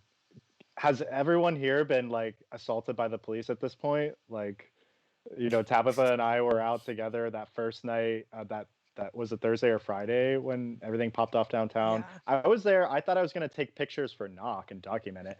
The police. I had my big ass DSLR camera. The police like saw me and shot me in the arm with. I remember that. They shot Tabitha. They beat our other friends who are like. I mean, look how friendly and lovable we all are. I'm not going to shed a tear for Starbucks, but we were not the people like throwing the bricks to the Starbucks window, and we still got the beat down from the cops. Crazy. So like really like contextualize that violence and like who's taking advantage of those situations. Like the police are taking advantage of it by using a broken window as an excuse to hospitalize human beings. Boom. There you go. I think it doesn't get more clear than that.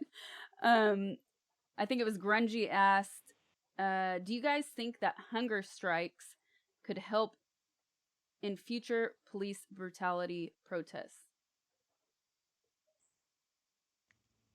If it's organized. Yeah. Strike will help. Do it without telling anyone. Right. Yeah. Diversity of tactics is always good. We should try a lot of different stuff and try what works for you. But again, be safe, and make sure that like people are paying attention. The point of a protest is to get eyeballs and to make sure people are noticing what's going on. Yeah, any strike. I mean, labor strikes too. Yeah, go strike. Yeah, I think there's that statistic. The year that the New Deal was passed, there was like 3,000 strikes or something that year. Like if you think about, in the MLB, there were so many strikes, like, but yeah, if you think about there only being 365 days in a year, like. That's one of the more effective ways of putting pressure because you're pretty much just affecting the corporations directly. I will say, I'll add to that. I just put out a quick piece on Knock about, it's called "Has Eric Garcetti Ever Met with You?" to demonstrate like the lack of access we have to him. And I interviewed a bunch of organizers with it. The answers are like overwhelmingly no, or maybe like one time a long time ago. And one of our friends, Alex Nagy, who organizes with Food and Water Watch, she met with the mayor once in a group when she was on a hunger strike with SEIU, I think was the union outside City Hall. So that was like them being on hunger strike for multiple weeks. Actually, did finally pressure the mayor to come and meet with them over it was a Fight for 15 campaign. So yes, do it, but also like make sure people know you're doing it and stay safe. Somebody said breaking things never solved anything. Ground Game is not condoning breaking things. We're just talking about things that have happened at protests. And somebody in chat asked, do you think that the message of the movement could be lost when those type of things happen? You guys, chat, when you're at a protest, you know, hopefully most people are there for good reasons because everybody wants change, but you're always going to have people that are doing the contrary. You're also going to have infiltrators. So no, they're not condoning those things, but I hope you go back and listen to the VOD and listen to what Tim actually said, because he's not condoning it, but he's rather saying that the message at large. I do want to so much more important. I do want to clarify here real quick is like, we don't think smashing a Starbucks window gets you systemic change. Right. That's not going to help change the system, right? We're fighting on multiple levels. Be out in the street and like yelling at people, but also vote down ballot. Also support candidates like Nithya. Talk to your neighbors, organize your building. That's where systemic change happens. When we see uprisings, that is a lot of political discontent that is rising up. And so it becomes a question of like, how are we effectively making change and how are we effectively reaching those people? Like, the issue I have with a lot of the Black Bloc kids is they don't understand what they're actually trying to accomplish. That takes some thought, that takes some organizing. So when somebody smashes a window, like, I don't really care about that. I'm more upset that they're raising the level of risk for me and children that are in the group. They're like, now the cops are going to start firing munitions. At the same time, like, cops break down doors and throw grenades into like bassinets and like kill children. Like, the violence of the state is something we don't ever push back on enough and something that goes unremarked upon. So I would say, like, don't go around breaking a Starbucks window and expecting that to save the world.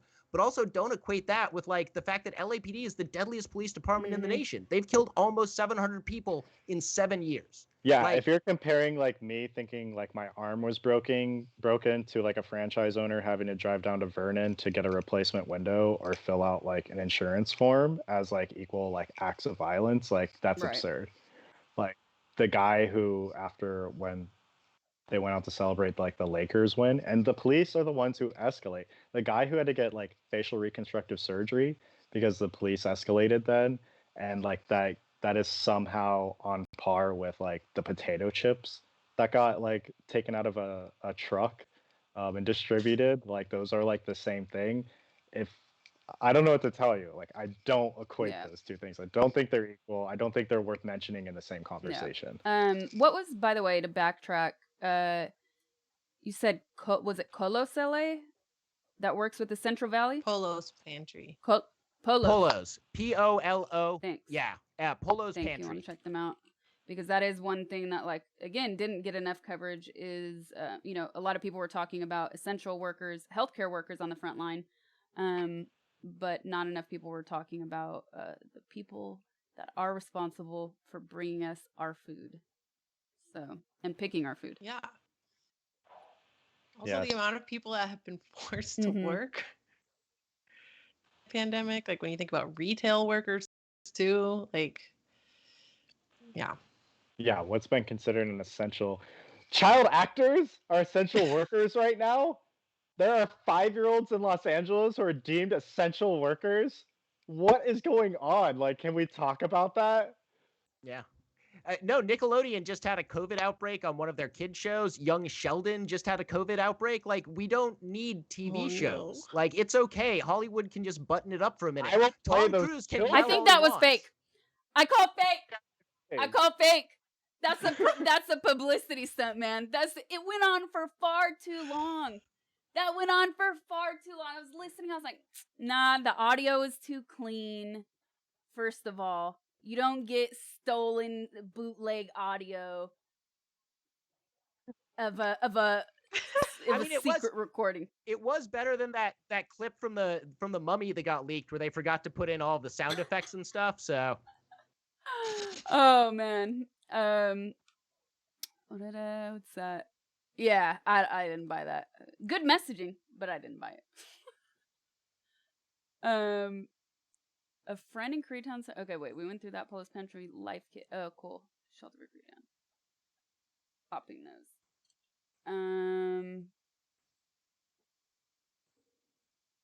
Literally, no one has video game questions. They just want to know about life-saving vaccines. Yeah.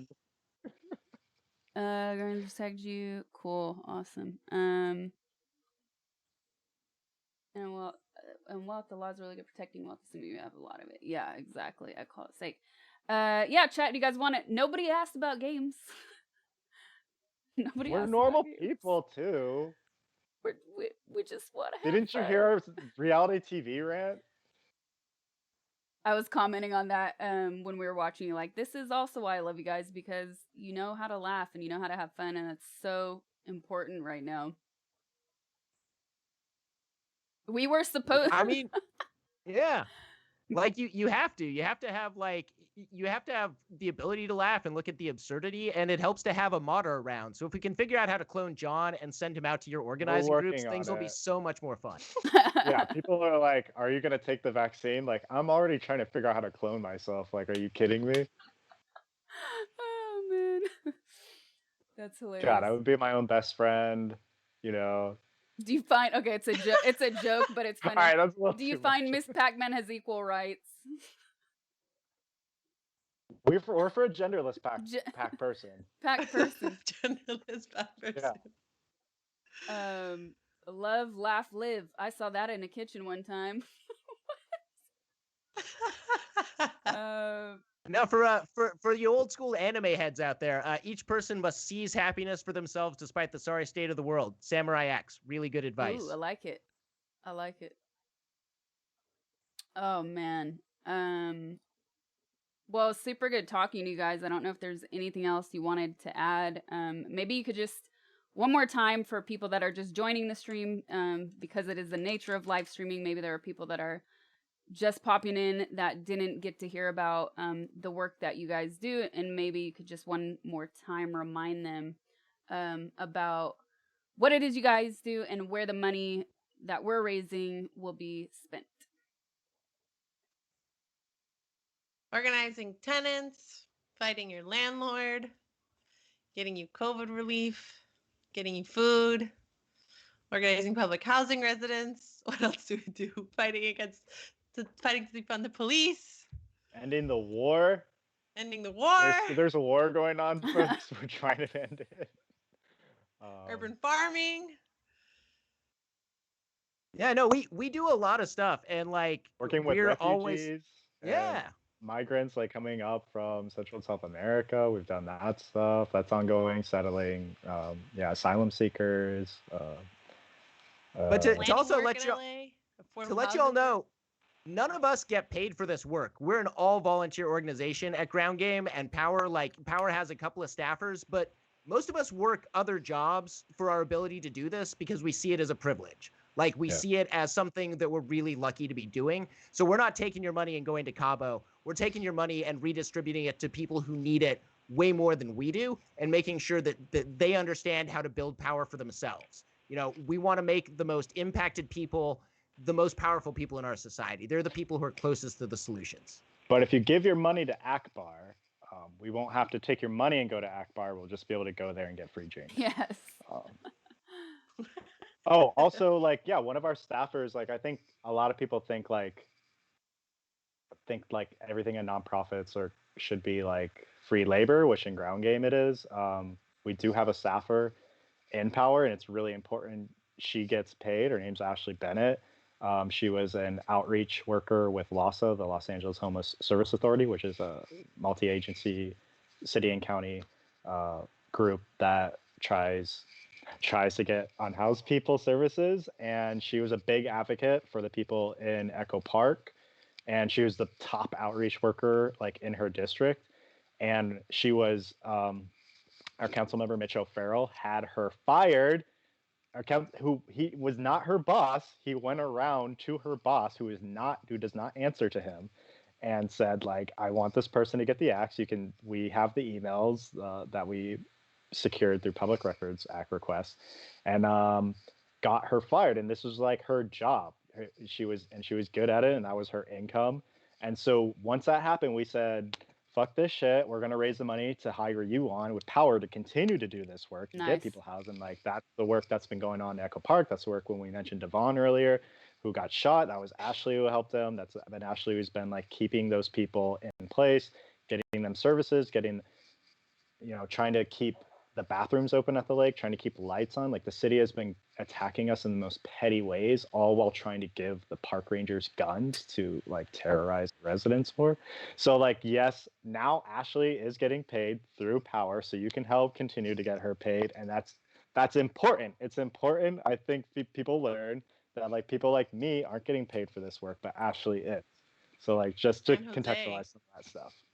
Cool. Thank you for that. Jose is Guatemalan organizer. He was like, I think, a political prisoner at one point. He's a badass story. Yeah. What did you just remind me of? Somebody said there's some people going back and forth having their own side conversations in chat, which made me think mental health. Because mental health services are basically non-existent in this country.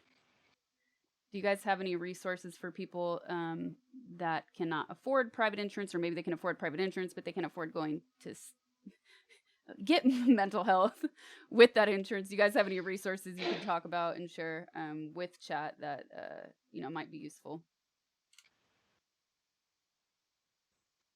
It really depends on what you are seeking, the like therapy or whatever it is for. There are actually some semi-decent county ones. Some of them have some like long waits. And then there are some other like community clinics that do a lot of mental health work. And I know that there have been some, like a lot of therapists have been doing some pro bono work too. I wish I knew them off the top of my head. Yeah, a lot of therapists that are offering sliding scale now. Given Hour is a group that's been suggested to me. Given Hour has like therapists, counselors, psychiatrists, all sorts of different training levels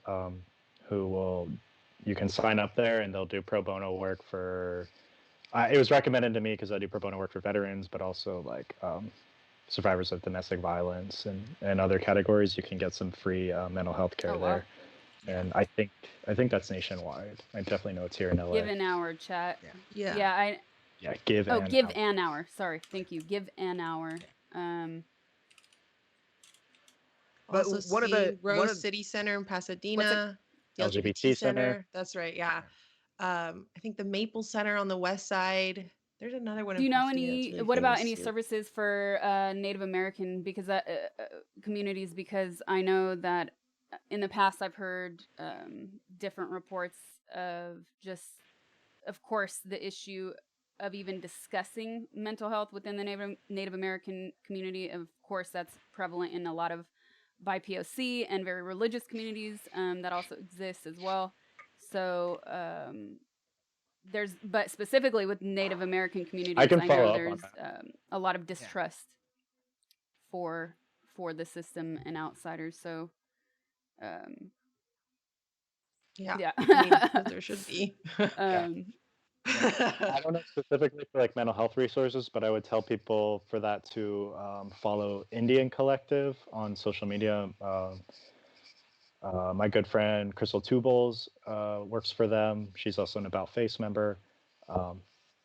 And who else? Like Lakota Law Project. But follow and support these grassroots Native organizations, and oftentimes they will like post about these things. But I'll get something for you specific to that. Okay, that'd be great. Thank you. But also one of the best things we can do is get people health coverage and help them navigate the bureaucracy, and we're doing that through the CHW program. Like Medicare for all will save lives. Like, don't Seriously. stop fighting for that. Get me taxpayer Seriously. funded health insurance. I don't even know why the healthcare system is even on Wall Street. As I don't know why it's publicly traded. Sick. Ugh. It's That's so like a sick, whole dude. nother conversation. Thank Richard Nixon. He did a lot of great things, and that's obviously one of his best. Never stop asking if having, an F-35 is worth, your mom's cancer treatments or your Seriously. insulin medicine. Okay, Which one would you this rather is something because I don't, I usually am playing games on Twitch, or cooking. This is just a thought. Like, I'm not even expecting you guys to have an answer for this, but it drives me insane how medication that you can get in Europe, cash price, by the way, can cost, let's say, €7, which equates to what, $8 US. That same medication in America might cost you 150 cash. Like, where is the sense? It's usually even the same manufacturer. Like, how? Yeah, it comes from a couple of places. One is most European nations negotiate drug prices. Like, that's why Walmart's so cheap. They use their purchasing power to get the cheapest prices possible and then pass the savings along to you. We could do the same thing with the federal government, except Congress has passed laws saying you're not allowed to do that. Now, one good thing, and I hate saying anything good about President Trump, but I will say he has allowed the reimportation of medicine, which was already happening. Diabetics like me, like, I'll go to Tijuana and buy my medication there because it cost me $1,750 a month for my insulin to stay alive for 1 month. And this isn't like I feel better with it. I die in about 72 hours without insulin. I can go to Mexico and get it for $200 for a month, maybe 2 months. Here in the US, I can't afford it unless I've got insurance. And even then, I'm paying about $150 to $300. And a lot of it's just market forces. Like Eli Lilly, Sanofi, all those companies are allowed to set their own prices with no regulation because they have bought their way into Congress. And like, we just need to stop that. Like, that's literally, it's got to be political change.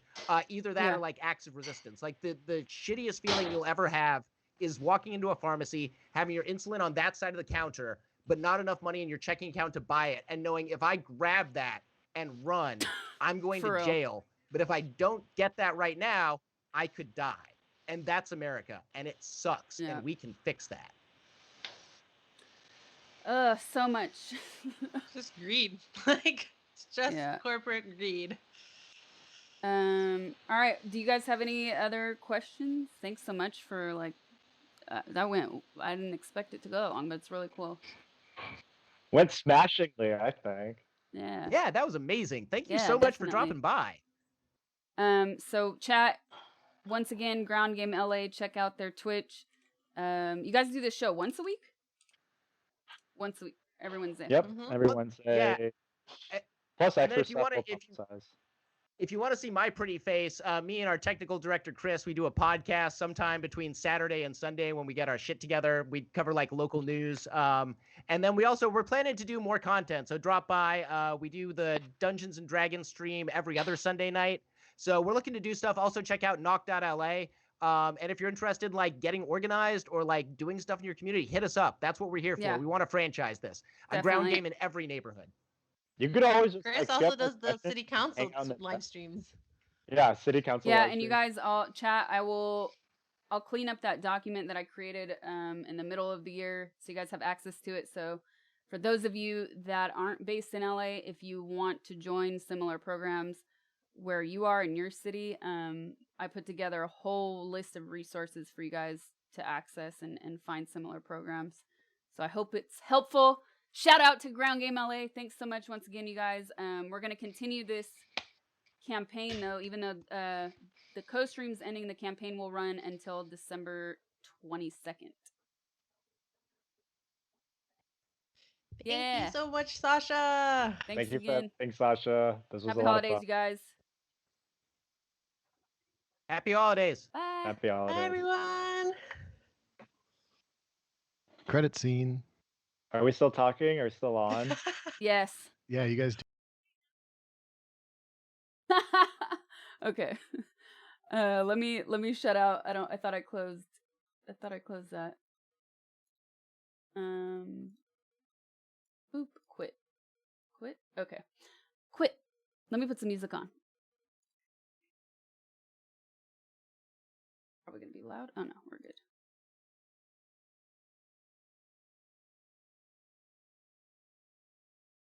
Oops, wrong one. Turned off the wrong thing. Pre-game Skype closed. Let me just delete these. No, I'm gonna keep them because mute. Okay, muted. I'm just gonna send them a message really quick.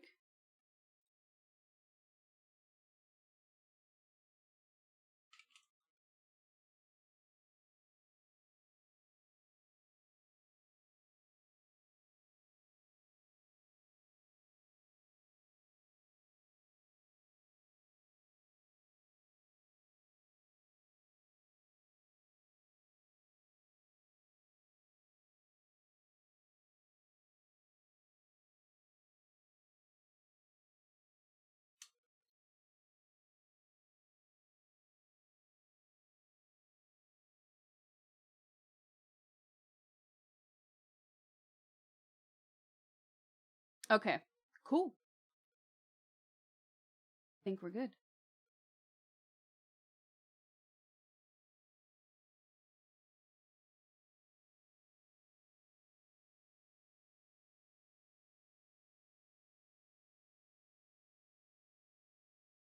Bloop. Bloop, bloop, bloop. Okay, chat.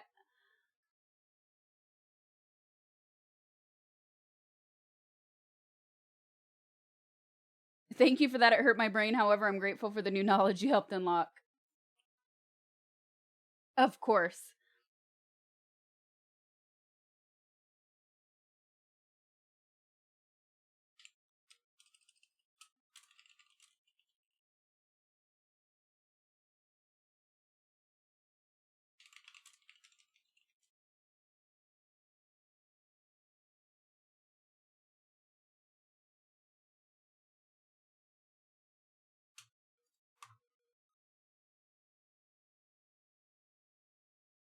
Boom. All right. Cool.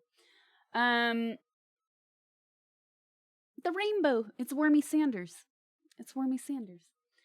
All right, you guys. I hope you got some good information from this stream and about Ground Game LA.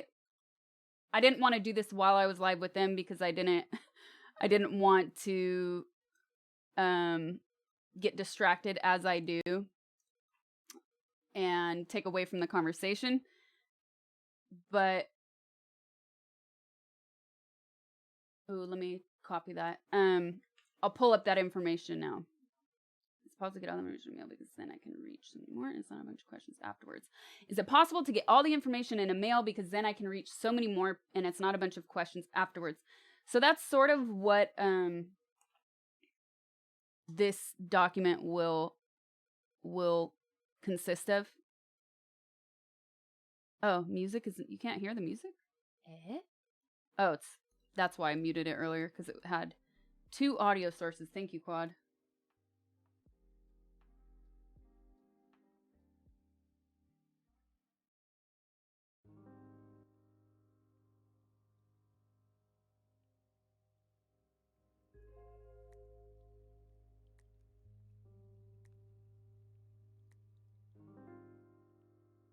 Music?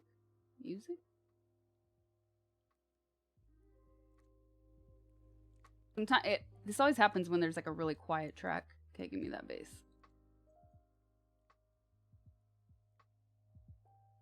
Okay. Let me know if that's let me know if the music is now too loud.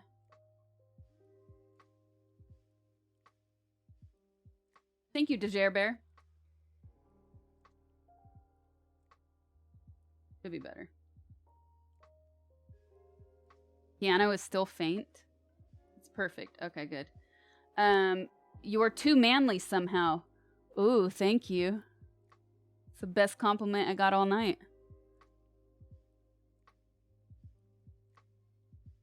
We need an uncle emote, I just realized. Anyways, chat. You guys still can't hear it? Hold on. How about now? It should be very faint. I don't want the music to be super loud or anything. It's just supposed to sort of be in the background. Here, I'll mess with it. That's all the way up.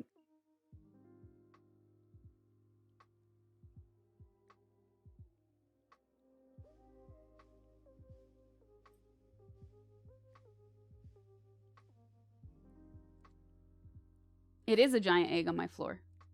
Okay, so thanks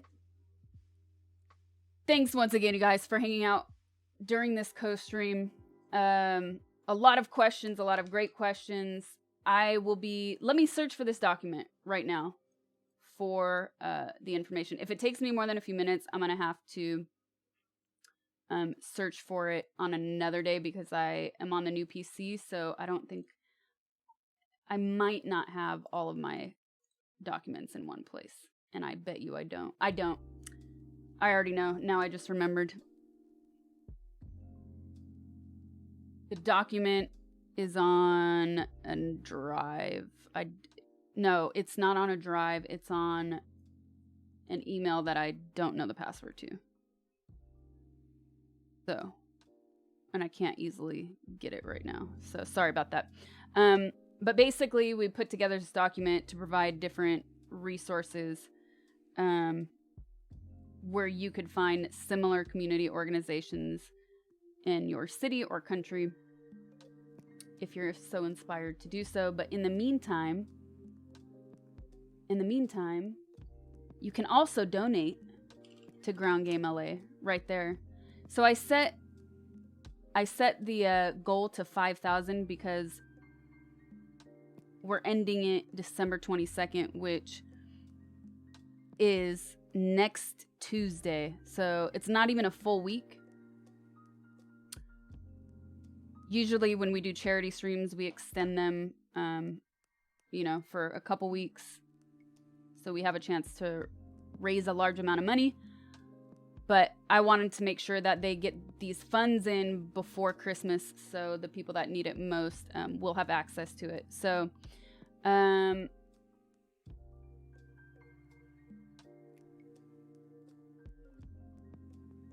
the meantime, the goal for the charity stream is $5,000. If I see we're getting really close to that goal, I'm going to raise the goal. If I can. I don't know if I can raise it. I'm playing Cyberpunk right now. What did we raise for them last time? I can actually tell you right now because I have access to the panel. In April, from April 22nd, oh, that one wasn't that long, but we went crazy on that one. April 22nd to May 31st, we raised $2,024.21 for Ground Game LA. But that was the charity stream where every single day we were just going nuts. Like every other sentence, I was talking about Ground Game. And we would pause games a lot. So I did notice that when we do charity streams that way, we make a lot more money because you know how Twitch works. It's like people dip in and out of the stream all stream long. So maybe donate all the during this time. All of my donate links are being redirected to Ground Game. So if you use the donate command, if you use the tip command, all of these will go directly to them instead of my tipping page.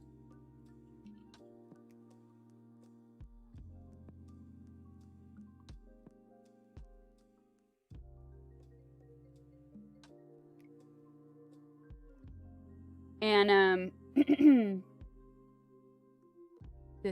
I think this is, thank you, Meows, thank you very much. I don't know if I started a second one though. Oh. So there's that. You have a cliffhanger way of speaking. I do. It's the squirrel joke because there's so many things going on, especially while streaming. I swear it's affecting my real life speech too. Because there's the stream chat going on. Oh, I gotta close this because now that's distracting me. That video is still on. I have chat here. I have a window here. I have my Discord chat here. So many things going on. So I'll catch something that I want to comment on, and then I'll go comment on that and then circle back to whatever it was, if I remember to. Whatever I was talking about before that. Anyways.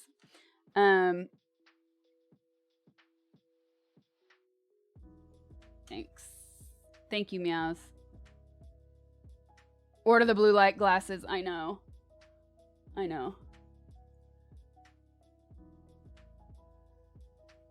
Excuse me. This is it, actually, Meows, because it was a combination of so many different things. I want to edit it, though, because I know a lot of people have probably not looked at it since that time period. So I'm going to edit. Meows just sent me the document. I can't edit it from here, though, because it's not the correct account. But thank you, Meows. Anyways, I know what the document is. It's saved to commands. So on the next stream, I will put that together and it will have all the information you guys need. And hopefully more than you need too.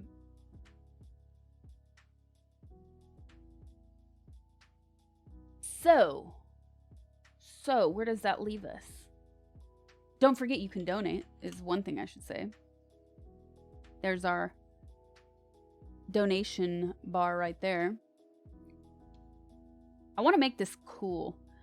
I want to make it like a moving screen instead of a static bar. I think I'm going to make it like alerts. Yeah. I want to make it like alerts. Or we are about to shout out donos. Yeah.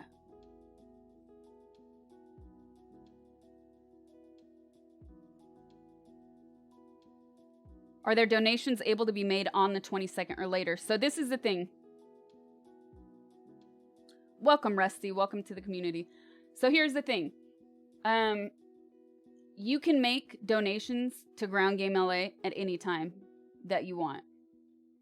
When I am streaming and asking you to donate to them, it takes you to this page, which is Tiltify. Tiltify is the platform that collects the money that you donate. And the reason that I have to do it this way is because it's basically more or less a Twitch rule. That way the money never touches our hands. It goes filtered through the website to the organization, right? So you can check out Ground Game LA on their social media and find all the accounts to directly donate to them. I'm losing it. I gotta eat. So there you go. That's how you can do it. And you can do that every day of the year, all year round. This is just like a goal that we have for our stream and our community, I guess you could say. So let's do some shout outs. We've raised $417 in only 2 hours. And that's without me even really talking to chat because we were co-streaming and I was talking to them. So that's pretty good. Anonymous, thank you for the $50 donation. Our Tony Final, thank you for the 20. Snack Pack, thank you for the 10. Viva la Uncle, yes. Savage Lion, thank you for the 20. Marion Lott, thank you for the 20. Nintendo Fan, thank you for the 20. Anything to help support a good cause and help out. Only the best. Allison Meows, thank you for the 10. Anything to help. Oh, what? We love a philanthropic uncle. Oh, yeah. Sad, thank you. Sad99, thank you for the $100 donation. I lived in LA for a while and it's still near and dear to my heart. Happy to help out. Savage, thank you for another donation, this time for $40. Yuck817, thank you for the $5 donation. A plastic flamingo. You. Thank you for the $5, but you triggered me with the flamingo. Liam, thank you for the $20 donation. Happy holidays. Anonymous, thank you for the $3 donation. Public housing, yes. Grizzle Bear, thank you for the $20 donation. Nintendo Fan, thank you for the $7 donation. Every little bit helps. That is absolutely right. Thank you for that reminder, Nintendo Fan. I know a lot of people, they come into these charity streams or even maybe it's an ad they see on social media to donate, or an ad you see on TV to donate, and you feel like, I'm struggling right now, or like, maybe I'm not struggling, but I don't have a lot of money to make a huge change. That's not true. Really, every dollar truly, truly adds up. Just think about, I don't even know how many people we have live right now, but imagine everybody here donated $1, how much that could do. I do know, though, because I said one time before, I was like, even 50 cents during a past charity stream. Apparently on Tiltify, there is a minimum of $1. There's a minimum of $1. I wish they could go to 50 cents. I think that would be cool. I'm actually going to write them because I think they should. But I really do think every cent and every dollar truly adds up. We've seen it in action. We've seen the difference that it makes. So yes, thank you for that reminder, Nintendo. Every bit helps. No amount is too small, you guys. Anonymous, thank you for the $10 donation. Jess Stanley, thank you for the 20. Nuck Fintendo, thank you for the $5 donation. Tassos, thank you for the $2 donations. What's left in my card? All the best for your cause. Oh, thank you so much, Tassos. The SX Nick, thank you for the $20 donation. Michael, thank you for the $10 donation. By the way, you guys, there is something a little bit weird about this platform when they collect your money. Make sure to put your username if you do not want your real name displayed. I would say that for any website you use, though, that is public. Make sure that you put your username if you do not want your real name displayed, because sometimes I will actually, if I see a name that looks like a full name, and especially if it's one I don't recognize, I usually won't shout out a full name for privacy reasons.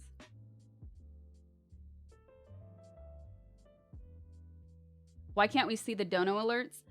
Because these do not work like donations in the same way that donations to my stream would work. So unfortunately, there's no alert. There's a page where I see your messages, though, through Tiltify. That's a good... But there's got to be a way. Didn't we do it before, chat? There's got to be a way to see the alerts. I mean, you see the bar up there that shows the amount raised, but yeah, thank you for saying that. I swear we were able to see the alerts before in our previous charity streams.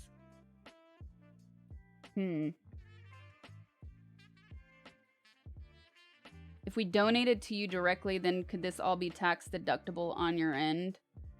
I don't know. I don't want to comment on that because I don't know exactly how the details of that work, but I don't think it's as clear cut as it sounds, because I feel like your taxes are, you get taxed on your whole income. You know what I mean? And so I don't know how you could say like, well, this part went to charity so I can write it all off. I don't think it's that clear cut. I could totally be wrong. This is why I have help with this stuff. If you're using OBS or Streamly, you can set it to stream in the message box. That's for, there's a code, there's the OBS code on the donation page. Yeah, dude, I swear we did this before. Let me see. On the what page? Oh, there's a code on the donation page. You insert it into a URL. Oh, Sean, thank you for the $2 donation. You done goofed. Thank you for the 420. Today, I did not done goofed. Thank you very much. Anonymous, thank you for the 5. You guys, we're taking donations for Ground Game LA. You could check them out. Right, y'all. There you go. Where is it?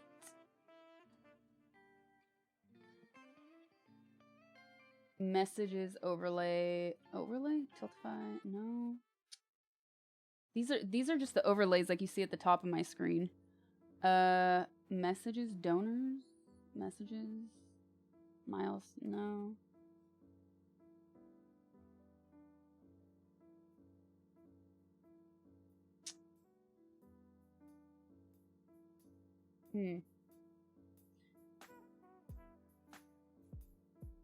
Spotify add alerts to OBS. How to integrate. Not an overlay. Not an overlay, an alert.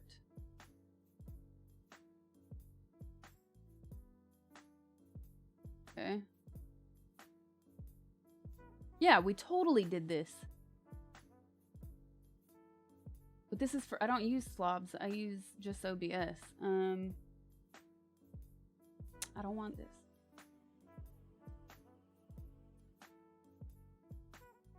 Alerts. Oh.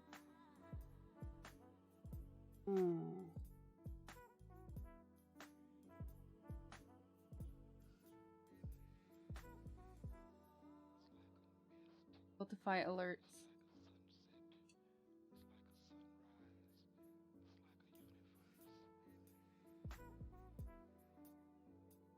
You can customize your alerts for Tiltify donations after merging your account. Go to. No, I don't want this one. I don't use that service. Find your overlays. No, I already know how to do this. I already know how to do this. Other integrations. To add a bit more pup, make sure to check out our integrations. Ah, here we go.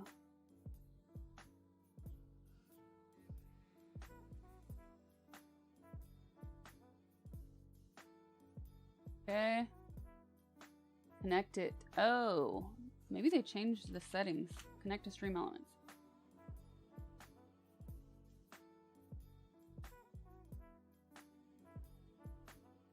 Integrations.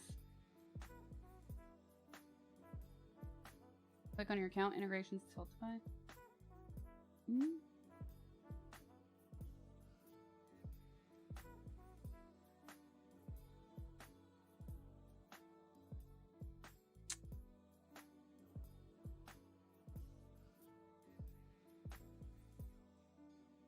Loyalty, stream store, no.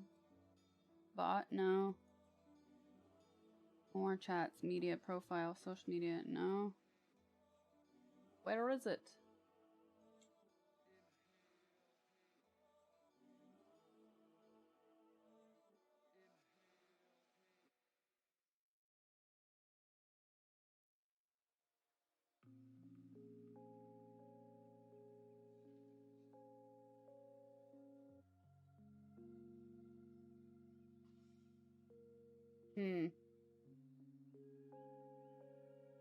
All right, I'm gonna look at this later so I don't waste stream time. It's not.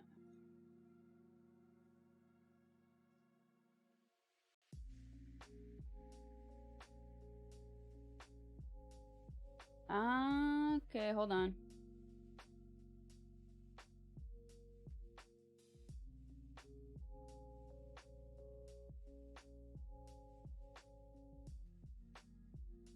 Ah. Okay, so it's turned on. The integration is already on. So what's up? The integration is on. It's just not working. Okay, connect, build, overlays, edit icon. Yeah, quad. Go to overlays, I had to watch the GIF, and the GIF is like this big. They don't even let you enhance it.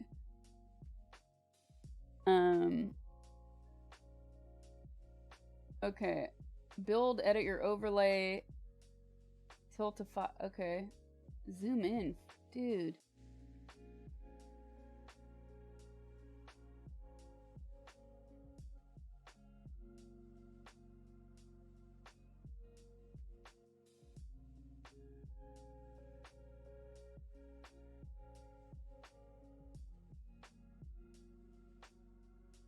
Aha. Okay. Here we go. Boom. Edit. Yes.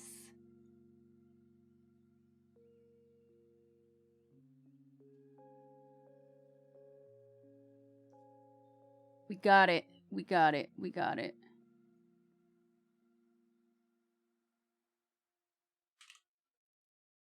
Okay. Okay.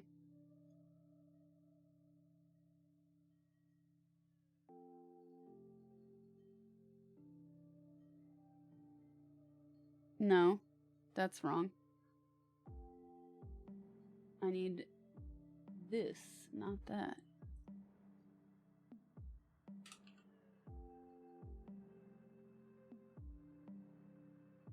There we go. Let's emulate.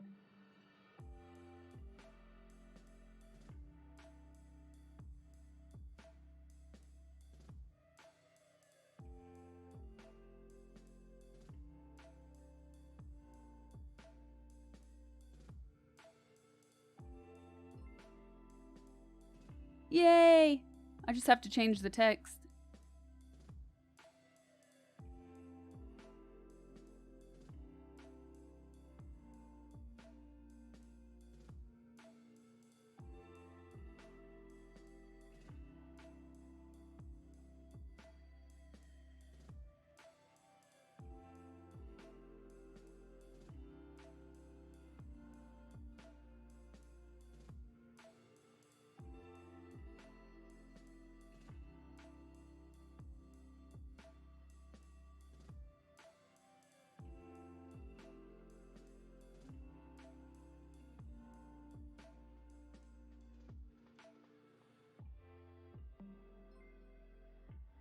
Boom. Done. There we go. We did it together. We did it together, chat. Thanks. Yay. I knew we had to have done that before.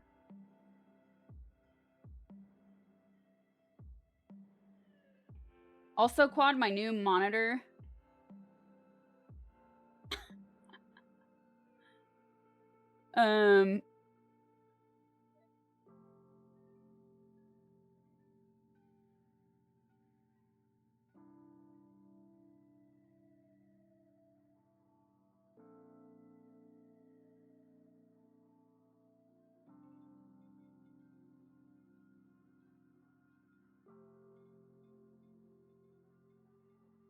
New monitor because it's a higher resolution. All my text is small, so much smaller. Wait, what?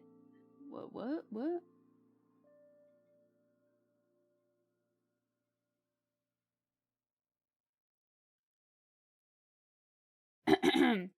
Excuse me. Oh, cool.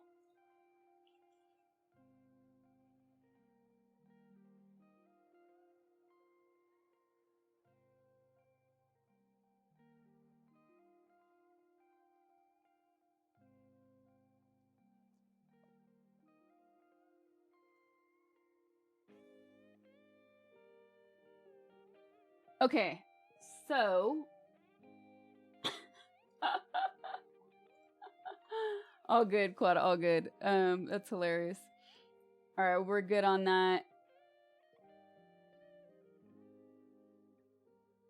Oh, cool. That's a new feature.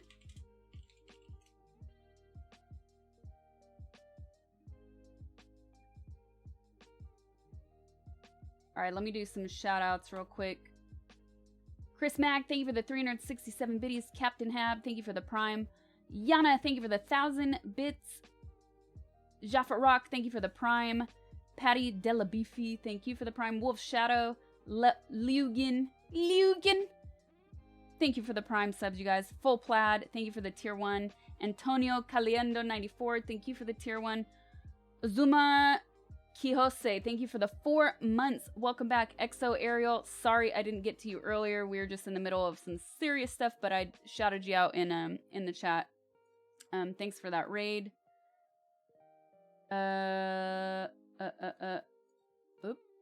Oop. There we go. Let me minimize that. Oop. There we go. There we go.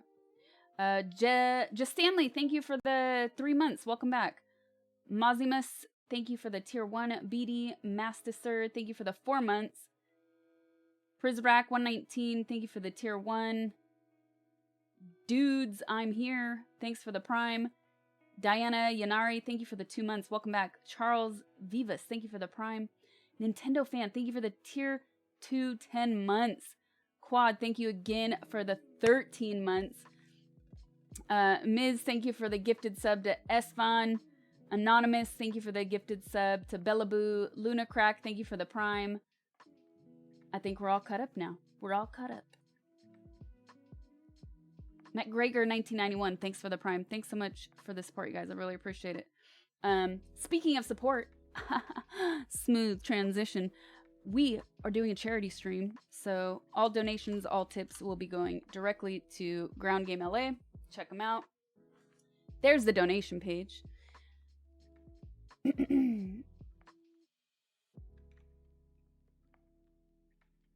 By the way, if you have, I just want to remind you guys, if you weren't here yesterday, I announced it, but I'll announce it again in case you weren't here. If you won a giveaway recently and you didn't get your giveaway yet, I'm working on settling all of those things this week. So expect your prize to arrive soon. Okay. Donate, you guys. There you go. Donate link right there. Ground Game LA. Before anything else, though, we have something we have to do, don't we? Mm-hmm. Boop, boop, boop, boop. Photo. We have to open the Christmas Adventure Calendar. It is December 16th.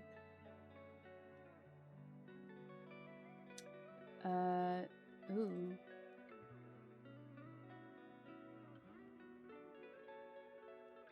We're gonna open up the adventure door. No. Oh, yes.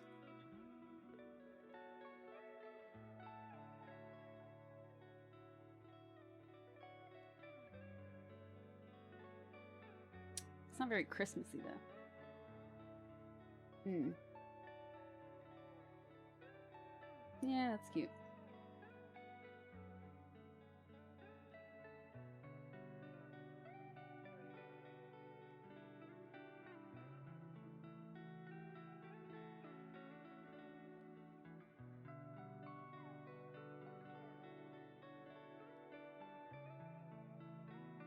So if you're new here,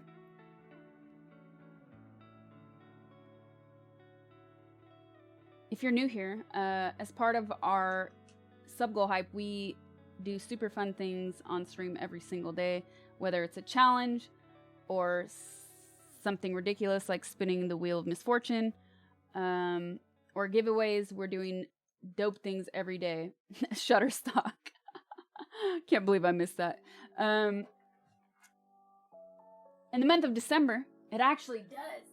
Oh, it's not Shutterstock, but it's something else. No, I have to choose another one. For the month of December, we're opening up a calendar door every single day of the month. So we're about to open up the door for December 16th, and whatever's behind that door, we do or plan to do on stream.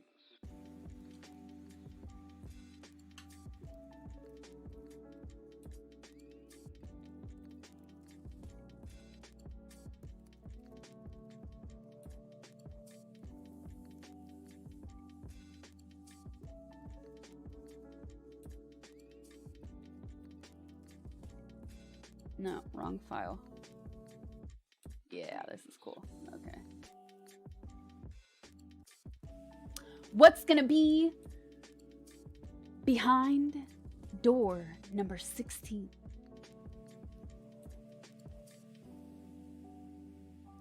Let's check it out. Are you ready for this?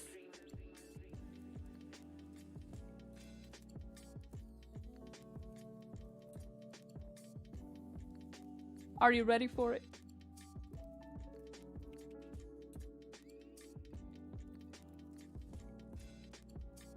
Let's do it.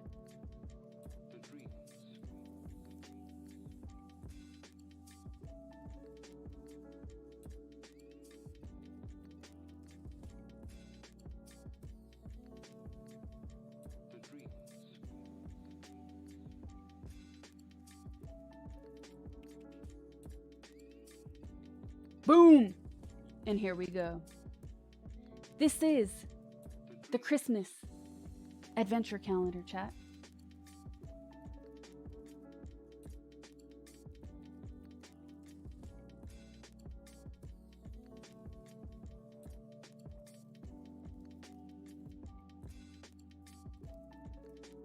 Behind door number 16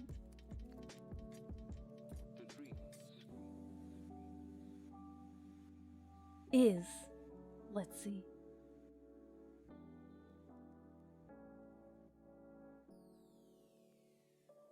where's my picture? No.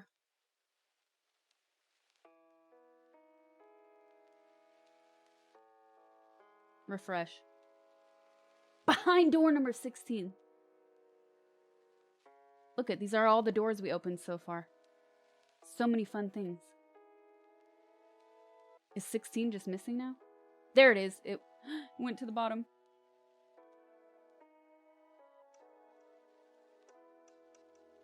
And you probably can't read that because they make this text so small. But it is. But it is. Best Christmas cracker jokes.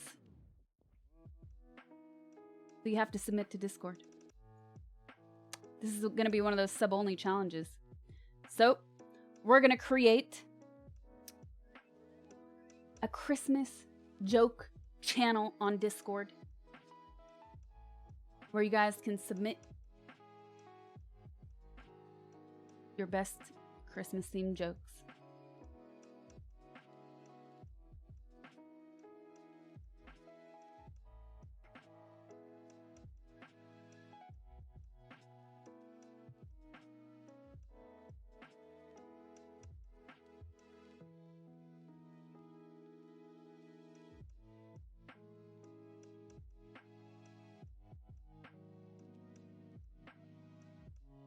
So, I'm gonna write to... Quad beat me to it.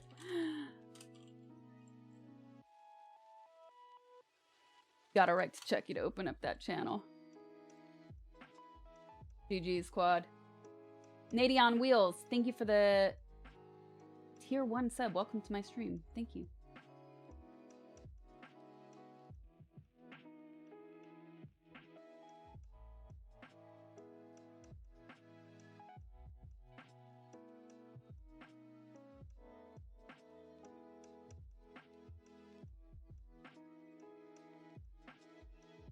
Yay for another Christmas adventure door. You saw it here first. You saw it here first. Let's close out of that.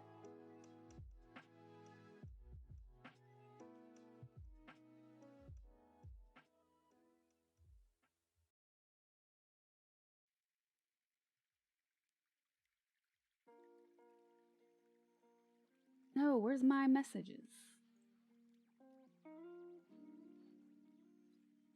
This is just my face. This is really just my face. We have a whole emote dedicated to it because you guys come up in here with that nonsense all the time. Grungy Sheriff, thank you for the $2 donation. Let's build some houses. Bathtub Scotch, thank you for the $10 donation. You guys, all of these donations are going straight to Ground Game LA. Wonderful cause, so thanks for your support. Now, I hate to do this so soon. This is like the shortest stream I've done, I think, in months. But I'm going to end it because it's 10:30. I haven't eaten dinner. I started the stream way later than I wanted to. And there's a lot of things that I need to do tomorrow before stream as well, so I don't want to kill my sleep schedule and stay up too late. You have a different idea of adventure than me. What, you don't like telling jokes with chat?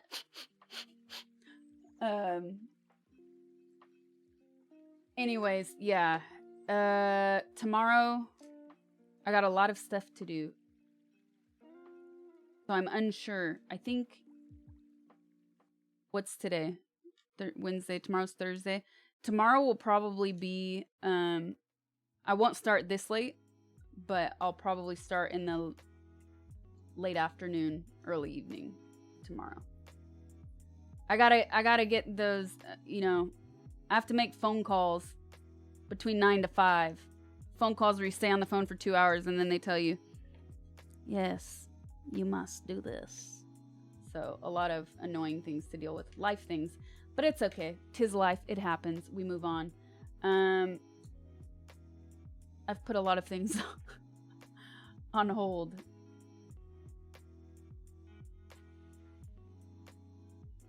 So, if you're just joining, don't forget, this is a charity stream. We're going to continue it, though. The campaign will continue. Don't forget it. Don't forget it. I do need some shut-eye, but I also need food first. So, if you're just joining, here's the donation link.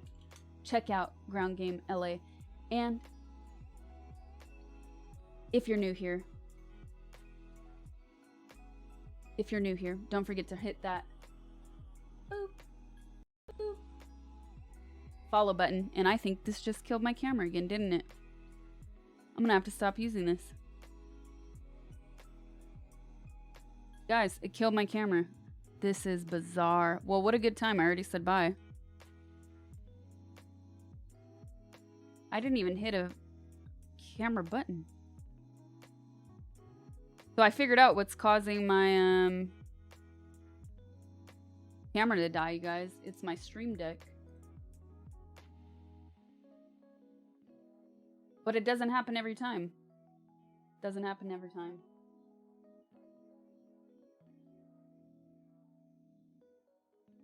Blackout. That's crazy. It's not the off. No, I don't have an off button programmed, actually. All I hit was the follow button. They're not on a USB hub. No, it actually won't work with the USB hub. I tried it on the old Potato. How freaking weird. Tools.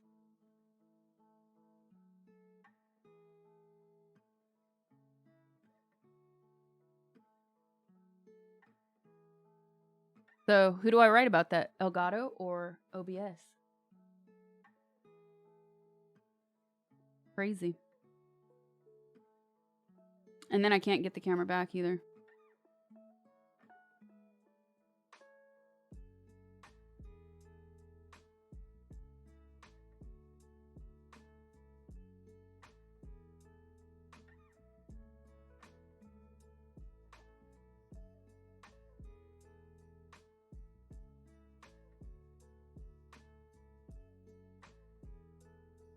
This is so whack.